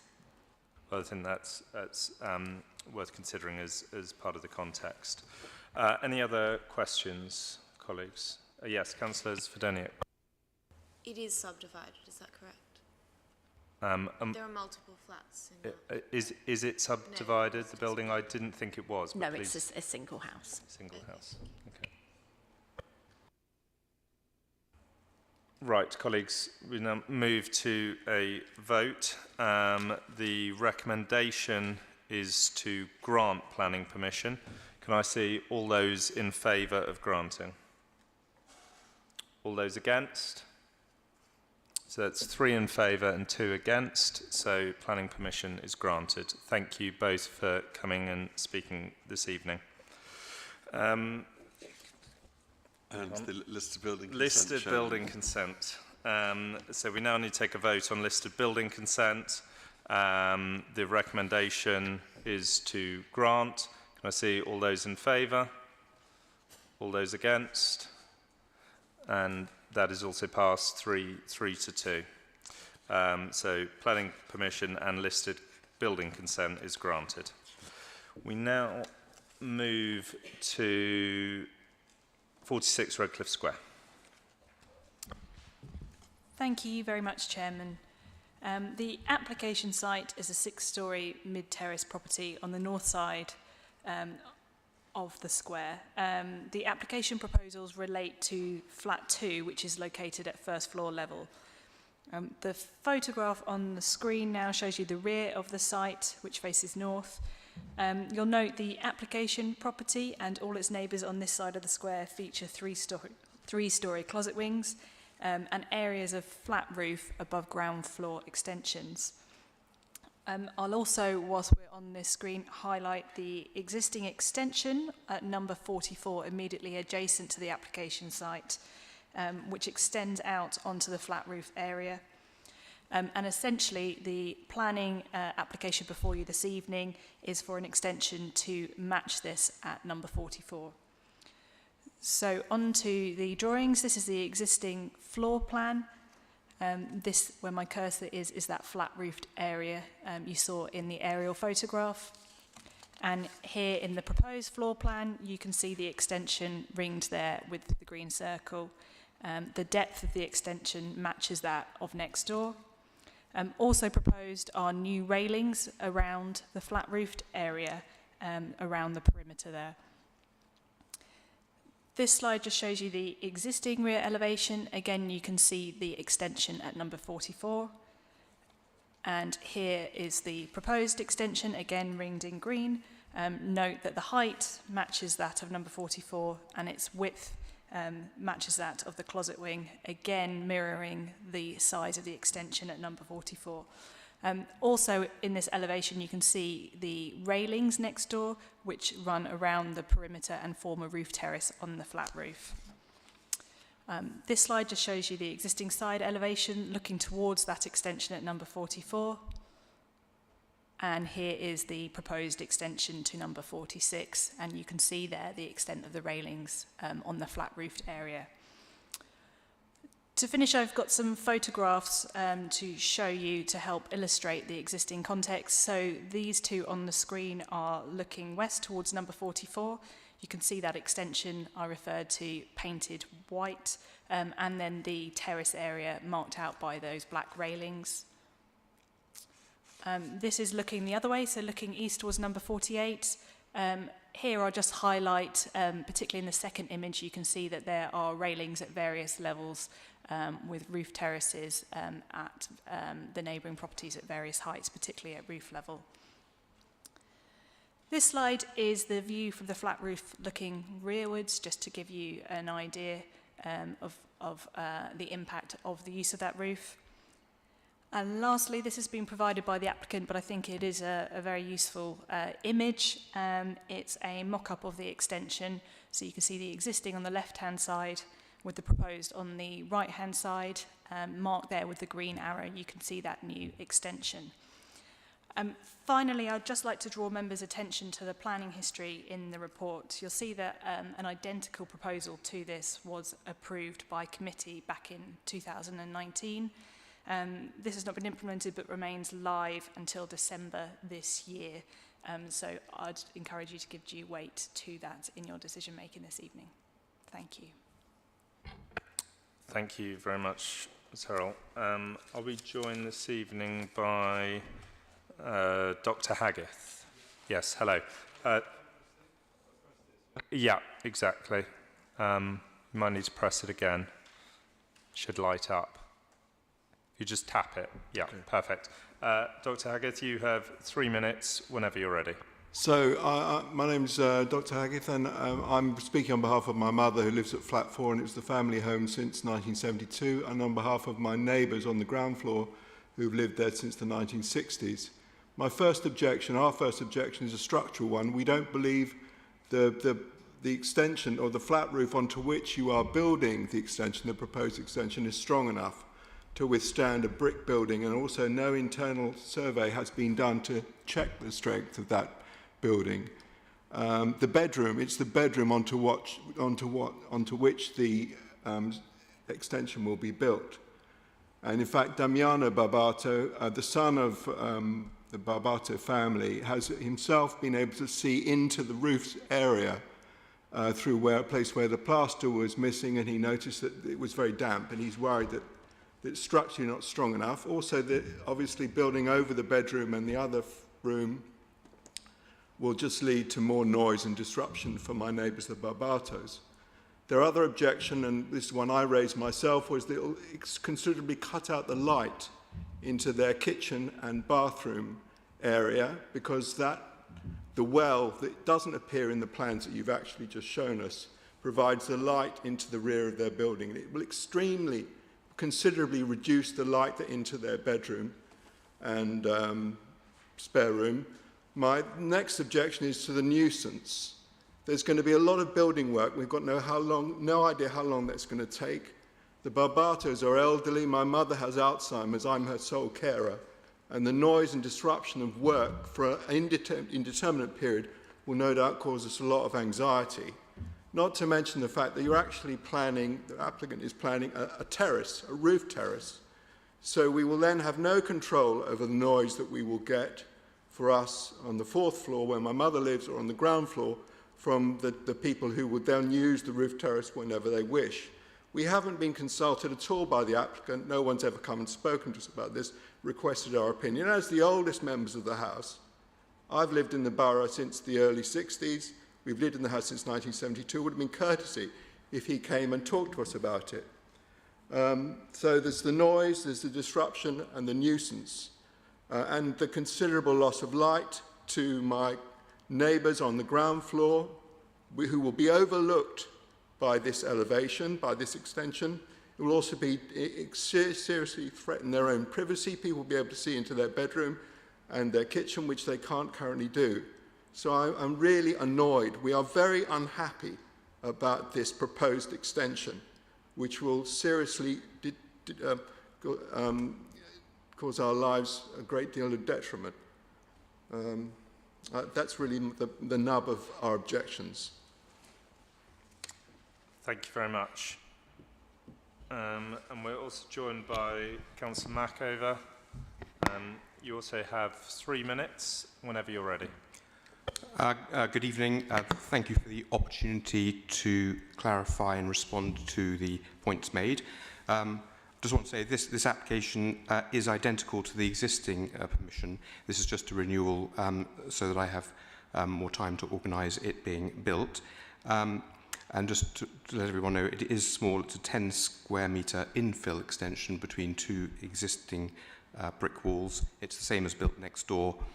As I mentioned it actually in the application papers, the builders have estimated it will have an external build time of only 3 to 4 weeks because it's very, very small. So I do understand Dr. Haggerth's concern and I'd like to reassure him on the following points. In terms of its simplicity of build, there is no demolition or excavation. It is that short build. Importantly, the extension itself is not on the void part, which is where the bedroom and kitchen are of the different levels. It's actually on the bathroom side and will be hardly visible at all out of those windows. The extension is actually 2 floors below Dr. Haggerth's mother's flat, and there will be no scaffolding impact or real vision of it from that flat. In light terms, the ground floor kitchen window is north facing, and again the extension, if you look at the plan, is not built over where the light well is. It's to the right of it and just lines up with the wall. You'll probably see it on the plan if you put that up. I also provided a sunlight diagram, and it being north facing, there's no sunlight getting there at all. A couple of other quick points. On building strength, the next door building, obviously, which is the same design, has been successfully built, and in this particular case we already have building control approval on the engineering plans, so I think it is perfectly possible to build. As I mentioned, just in response to other points, there's no place where light is blocked. Importantly, on the use of the terrace and any disturbance, we provided the officers, and it was noted in the 2019 report that there is existing use as the terrace, and we've got 4 statutory declarations from previous occupants at different levels of the building, different occupants and different residents who over the last 14 years noticed that they have either used it or seen it being used. In a way, it's a good sign that the objectors have not noticed it being used because most of the terrace is actually not visible from their windows, and it's good that they haven't been disturbed by it, and I hope that it will continue not to be disturbed by it. And in fact, it will be obviously reduce the size of the terrace if this extension is built, and so there'll probably be less risk of harm from the use of the terrace because it will be smaller if this goes ahead. Thank you very much. Colleagues, questions? Councillor Zvedeniak. Thank you. A question for the objector. Would you be able to expand on your point around light being cut off, and could officers help demonstrate some photos so that we can understand? I don't understand what Mr. Mackover is saying. I mean, it's quite clear that the light is going to be cut off because the extension is going to be on the flat roof of the bedroom overlooking the well, which currently provides light to the ground floor flat. It's quite obvious that the light is going to be considerably curtailed by this extension you're talking about. Because there's a single, well, you can see it from my mother's flat, there's a well that goes down to the ground floor. Now, for the Barbatos, the only light they get comes over the rear flat roof. So if you build an extension over it, it's considerably cut into the light available to the kitchen and bathroom, which I've been into many times because they're old neighbours of ours. You can't see it properly from this photograph, unfortunately. So it's going to considerably reduce the light. The noise thing is another issue. And has an internal survey been done on the building, the flat roof building? Because we don't believe it has. Certainly no surveyor has gone into the flat. I think that's a separate point. I just wanted to ask on the point of the light well, Are you saying that that is directly above, did you say the kitchen and the bathroom? Yes, the kitchen, bathroom and bedroom actually. Um, Because you can see the flat roof so from this, flat 4. sorry, one second, can I clarify, is this floor plan of Mr Mackover's flat or the flat below? That's Mr Mackover's flat, isn't it? Chairman, shall I jump Yeah, in here? Yes, so this yeah. is the first floor plan. Where my cursor is, hopefully you can see that. This is the Lightwell area that we're referring to. So the windows in question that we're talking about are the floor below at ground floor level within that Lightwell or void or well, whatever you want to call it. Okay. As I explained. Yeah, and so you're saying that beneath that is their kitchen and bathroom and bedroom, yeah. All three of them? Well, the kitchen and bathroom is the room which have the light that's available through the well. So if you build on that flat roof, that is going to obviously restrict an already not particularly well lit kitchen and bathroom area. It's going to overlook it by a floor. Okay. But they, well, I'll explore it further with officers, but thank you, that's helpful. Councillor Issa. Thank you, Chairman. My question is to the officer. And there is an issue of noise and nuisance and also privacy, because the people on the terrace, they can overlook other people and, you know, and their privacy is stake. So how can this can be mitigated or measured? Who's the question to, sorry? To the officer. Oh, you'll have a chance to ask some questions in a moment. We're still in the section where we ask questions to the objector or the applicant. Do you have any questions for the objector or applicant? It's the same question. You know, there is an issue of privacy, Councillor, and people who overlook, you know, if you have, you know, sitting there or have a party or chatting, and also noise and nuisance for the people below you. So how can you mitigate that? Yeah, I just say that an officers can confirm it, but there have been no complaints on the existing use of the terrace.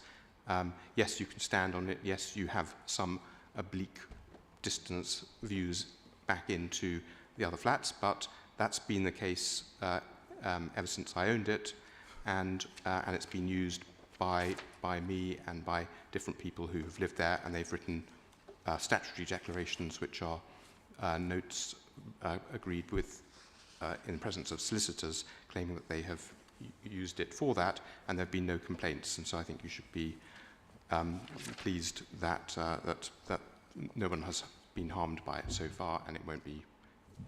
It'll be smaller than it is now if it is built. So just to clarify, are you talking about the area that's about to be built on?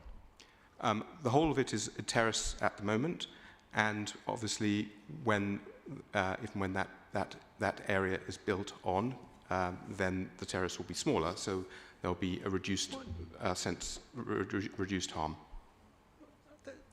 Can I make a query, please? Sorry, I'm afraid not. We did have to follow the process, I'm afraid. Right, fair enough. I don't understand what he's talking about. Yes, Councillor Lane.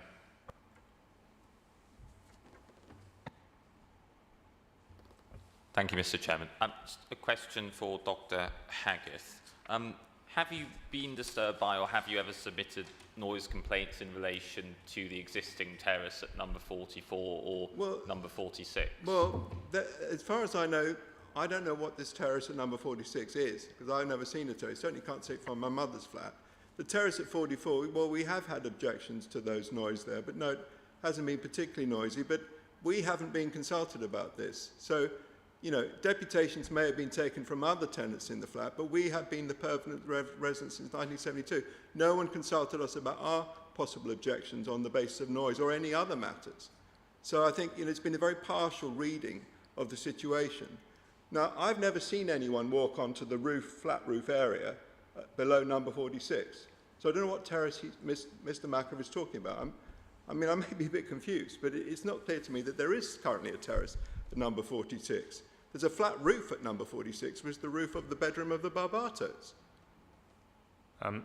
Thank you. So I'll just go back very quickly to Mr. Mackover. You are referring to that flat roof there, and you're saying that that has been used as a terrace. Has been, yes, continues to be. And in fact, the Barbatos who mentioned told me when I first moved in that the previous occupant had a lovely amount of planting up there and used it as a terrace previous to me as well. Okay, thank you. Councillor Aresi. Councillor Mako, to be very precise, you got planning permission in 2019. You've only applied for the construction, I believe. So, they both look similar. It's identical consent. I haven't had a chance to build it, so this is simply asking to renew it. Renew it? Yeah. So it's already been approved in 2019. You're just asking to renew that? Yes, it's exactly the same application, same drawings. And the cause you couldn't do it is because of COVID, or? Yes, obviously a lot of building works got stopped, and I'm hoping to do it in the future. Right, thank you. Question to objector, Mr. Haggett. Did you object at that time in 2019? I wasn't aware of that planning application then. You weren't aware? I don't think any of us were. The first time I was aware of this application because, I mean, I've been visiting my mother on a regular basis as a carer every week for the last X number of years, since at least 2014, and throughout the whole COVID period. And I never saw this planning application previously. I mean, it may have escaped my notice, but I wasn't aware of a planning application until the current one, Mr. Makova, has submitted. So I wasn't aware of a previous one. Otherwise, we would have raised objection to it, or would have explored it at least, and I wasn't aware of that. It's further application, I'm afraid. Right, Mr. Mako, did you have any objection in 2019?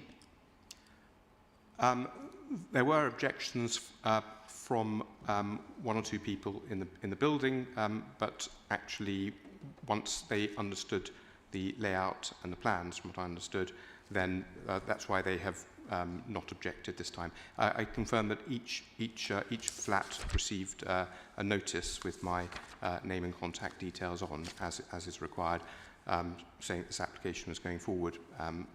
Others have not objected.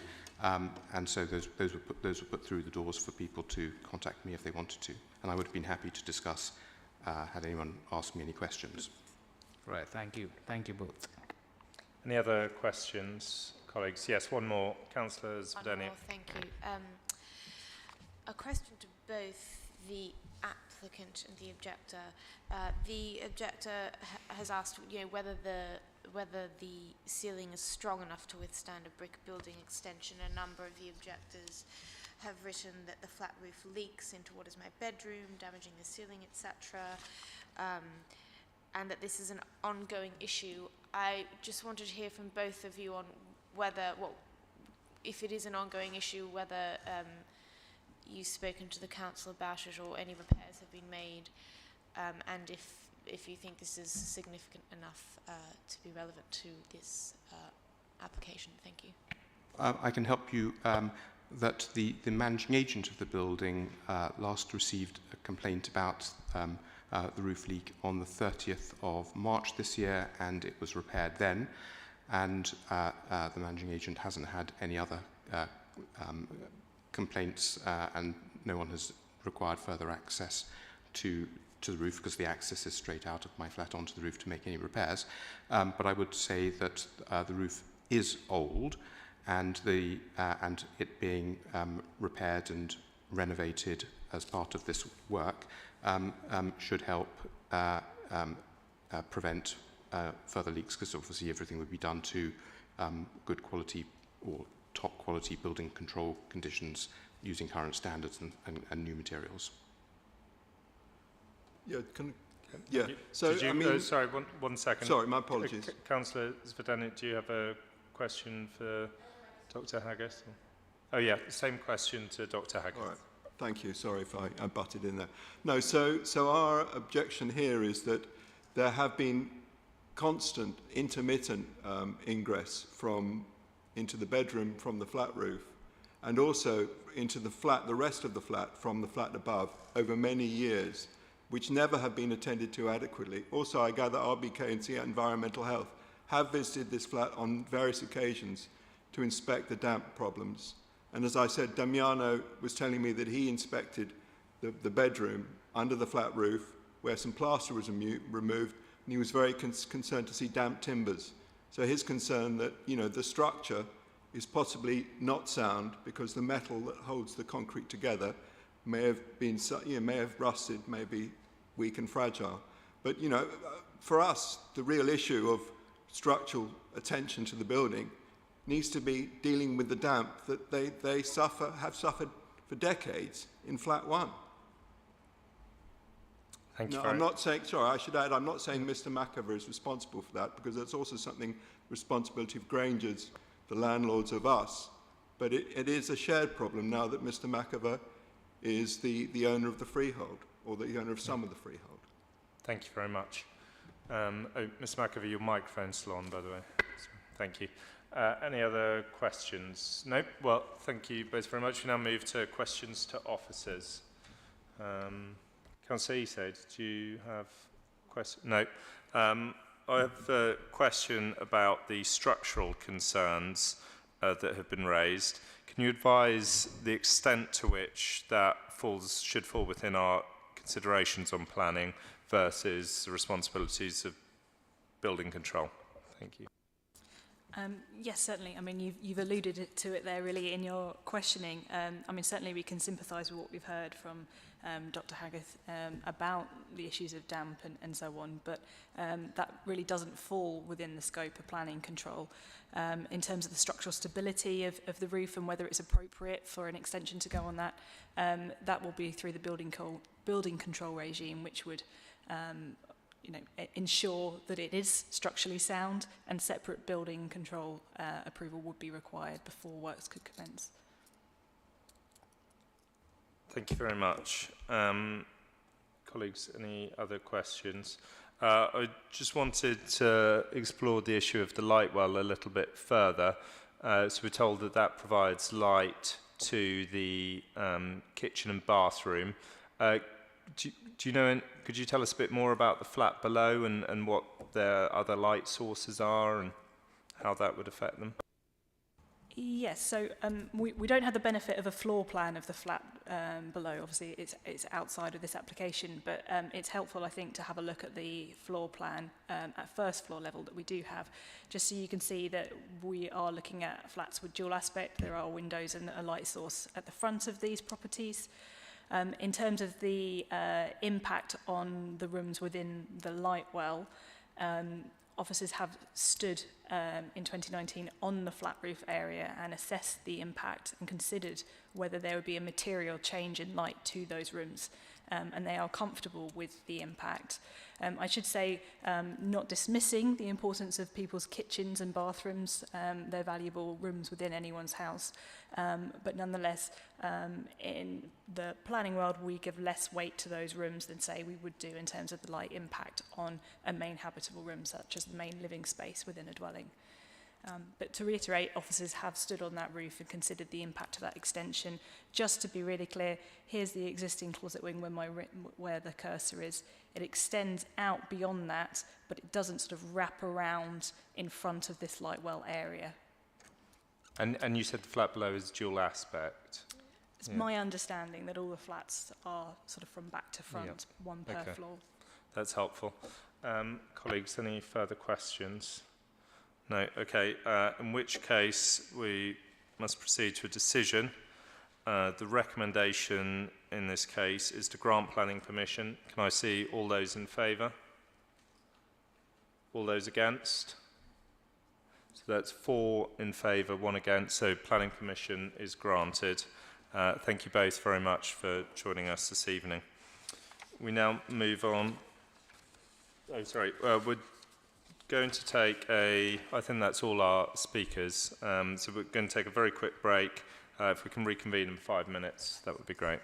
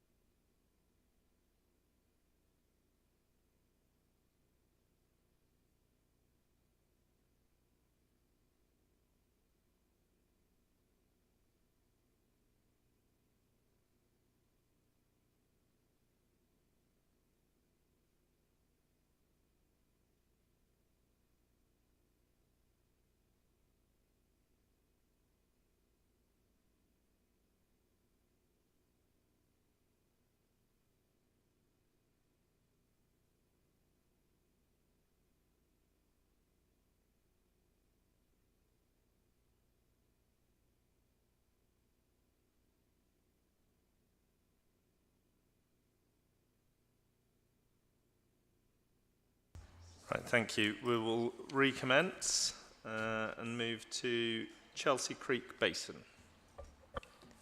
Yeah, thank you. This is the council's own application for the construction of a retaining wall to replace the existing northern bank of the Chelsea Creek. So what you see in this photograph here is the creek basin, roughly the rough area of that circled in red.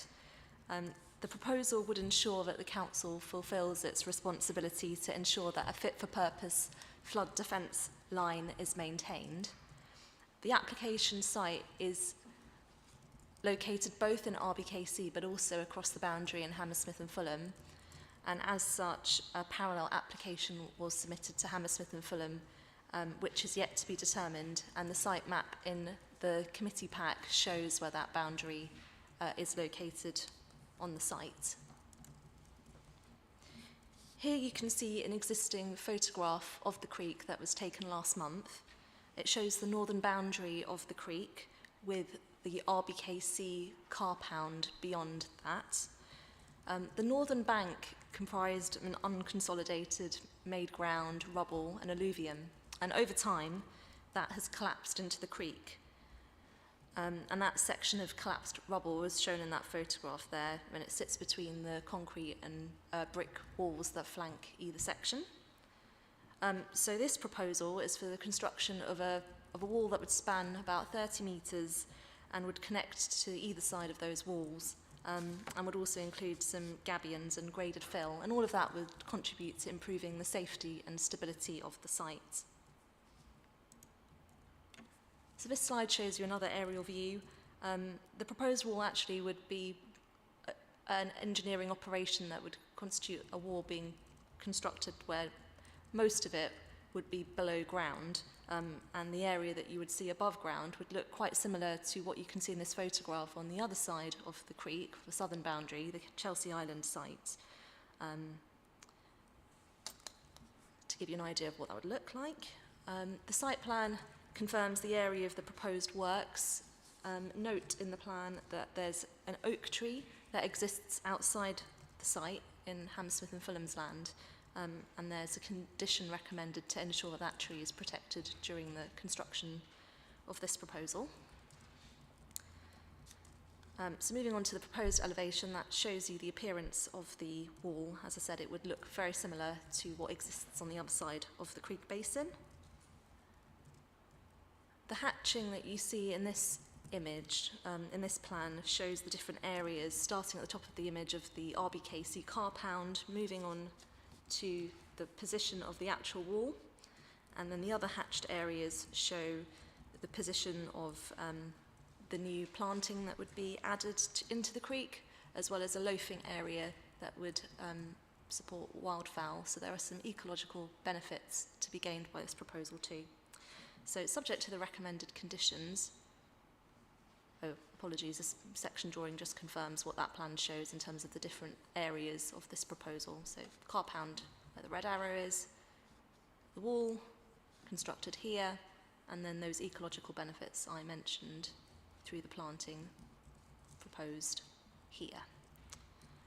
So subject to the recommended conditions, the proposals would have an acceptable impact on all the relevant planning matters. Thank you very much. Colleagues, any questions? No? Yes, Councillor Isse.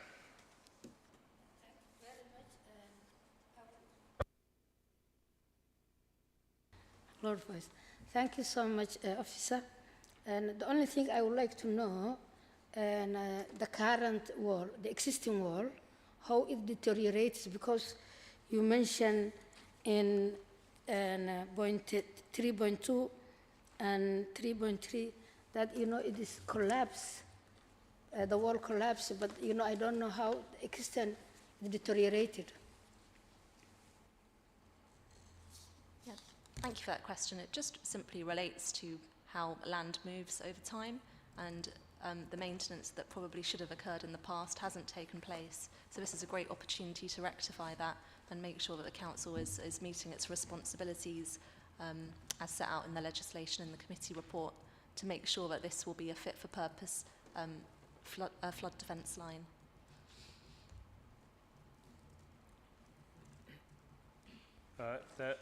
Yes, Councillor Zvidaniak, go ahead. Thank you.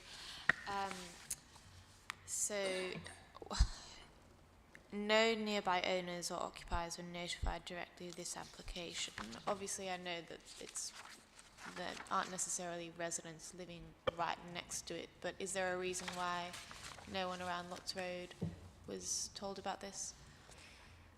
So as per our process for notifying interested parties, the red line of the site doesn't abut any immediately adjacent residential occupiers. So in most instances on the applications, certainly that you've seen earlier, there are some, the red line does adjoin adjacent properties to be notified.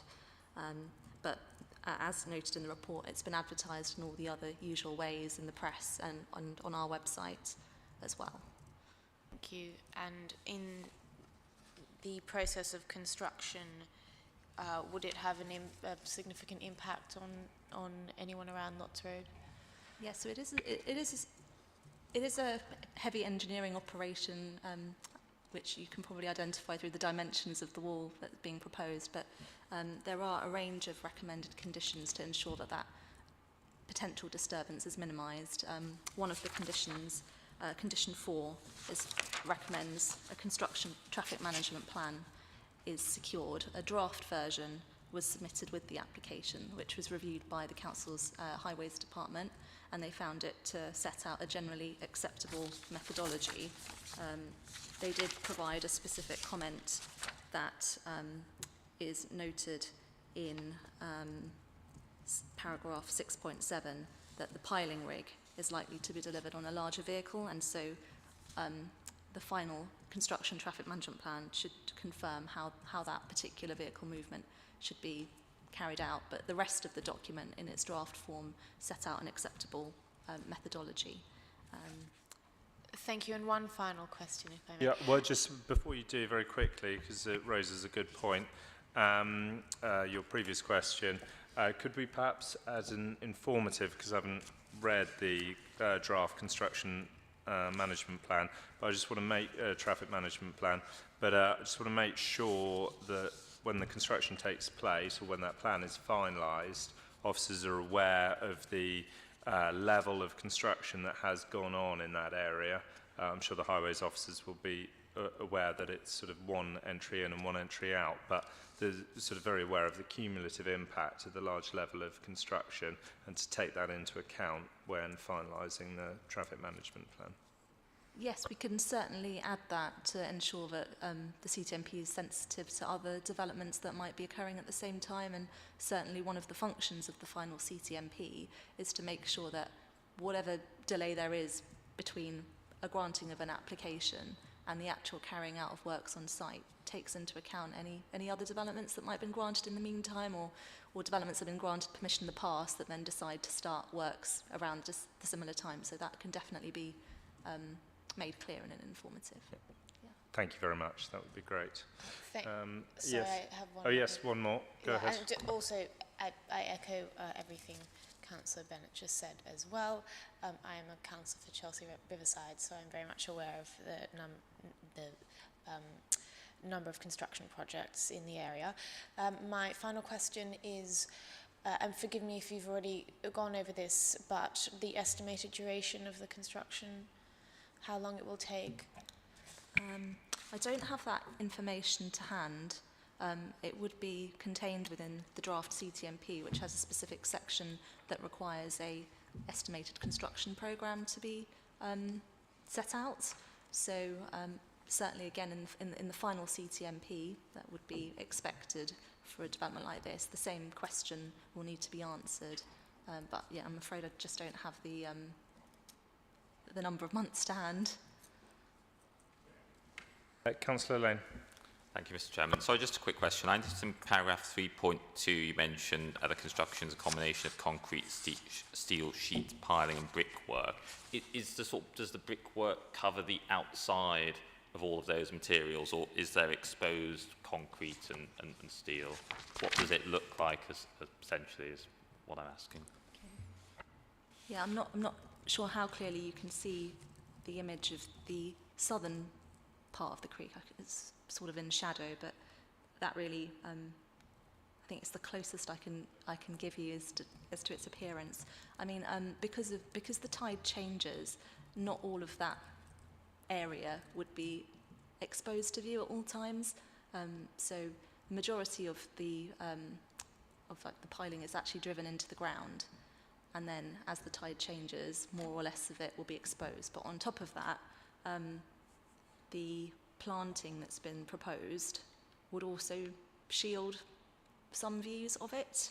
So no, that's great. The only reason why I ask is that I know it's a sort of industrial, purposeful construction, but you know, even the Victorians, when they're building things like pump stations and industrial things, you know, they cared about the aesthetics. So if it can look as nice as it can while still fulfilling its function, that's great. Thank you.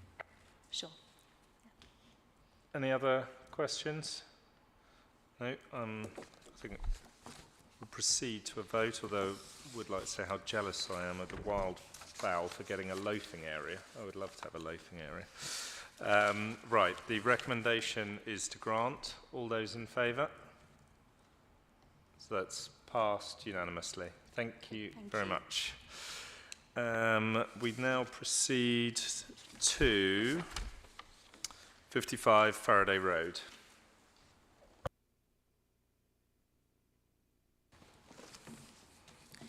Thank you. So this is a council-owned application for replacement windows on this 1960s residential block. The existing windows are timber casement windows, with most of them being single glazed, and it's proposed to replace them with double glazed timber windows. And the windows to be replaced are shown in yellow on the proposed front elevation and the rear elevation. The general glazing pattern would remain the same, but due to the double glazing, the glazing bars would be slightly thicker than the existing, but the overall appearance would remain similar. Thank you very much. Colleagues, any questions? No? In which case, we'll proceed to a vote. The recommendation is to grant. All those in favour? It's passed unanimously. Thank you. We now go to our final case, the community centre, Chelsea Farmhouse, etc. Thank you, Chairman. I've just got 2 slides with some photographs to show you for this one. The application is to raise the height of the railings that run around the perimeter of the building and the estate. You can see it on the screen there. And then some photos on Millman's Place there for you. Just to clarify, in the officer's report, it says the height would increase by 1 metre. That is an error. The increase in height is 10 centimetres. And that's all there is to say on that one, Chairman. Any questions? 10 centimetre increase to the height of the fencing? No? Okay, in which case we proceed to a vote. The recommendation is to grant. All those in favour? It's unanimously passed. And that brings an end to tonight's proceedings. Thank you all very much.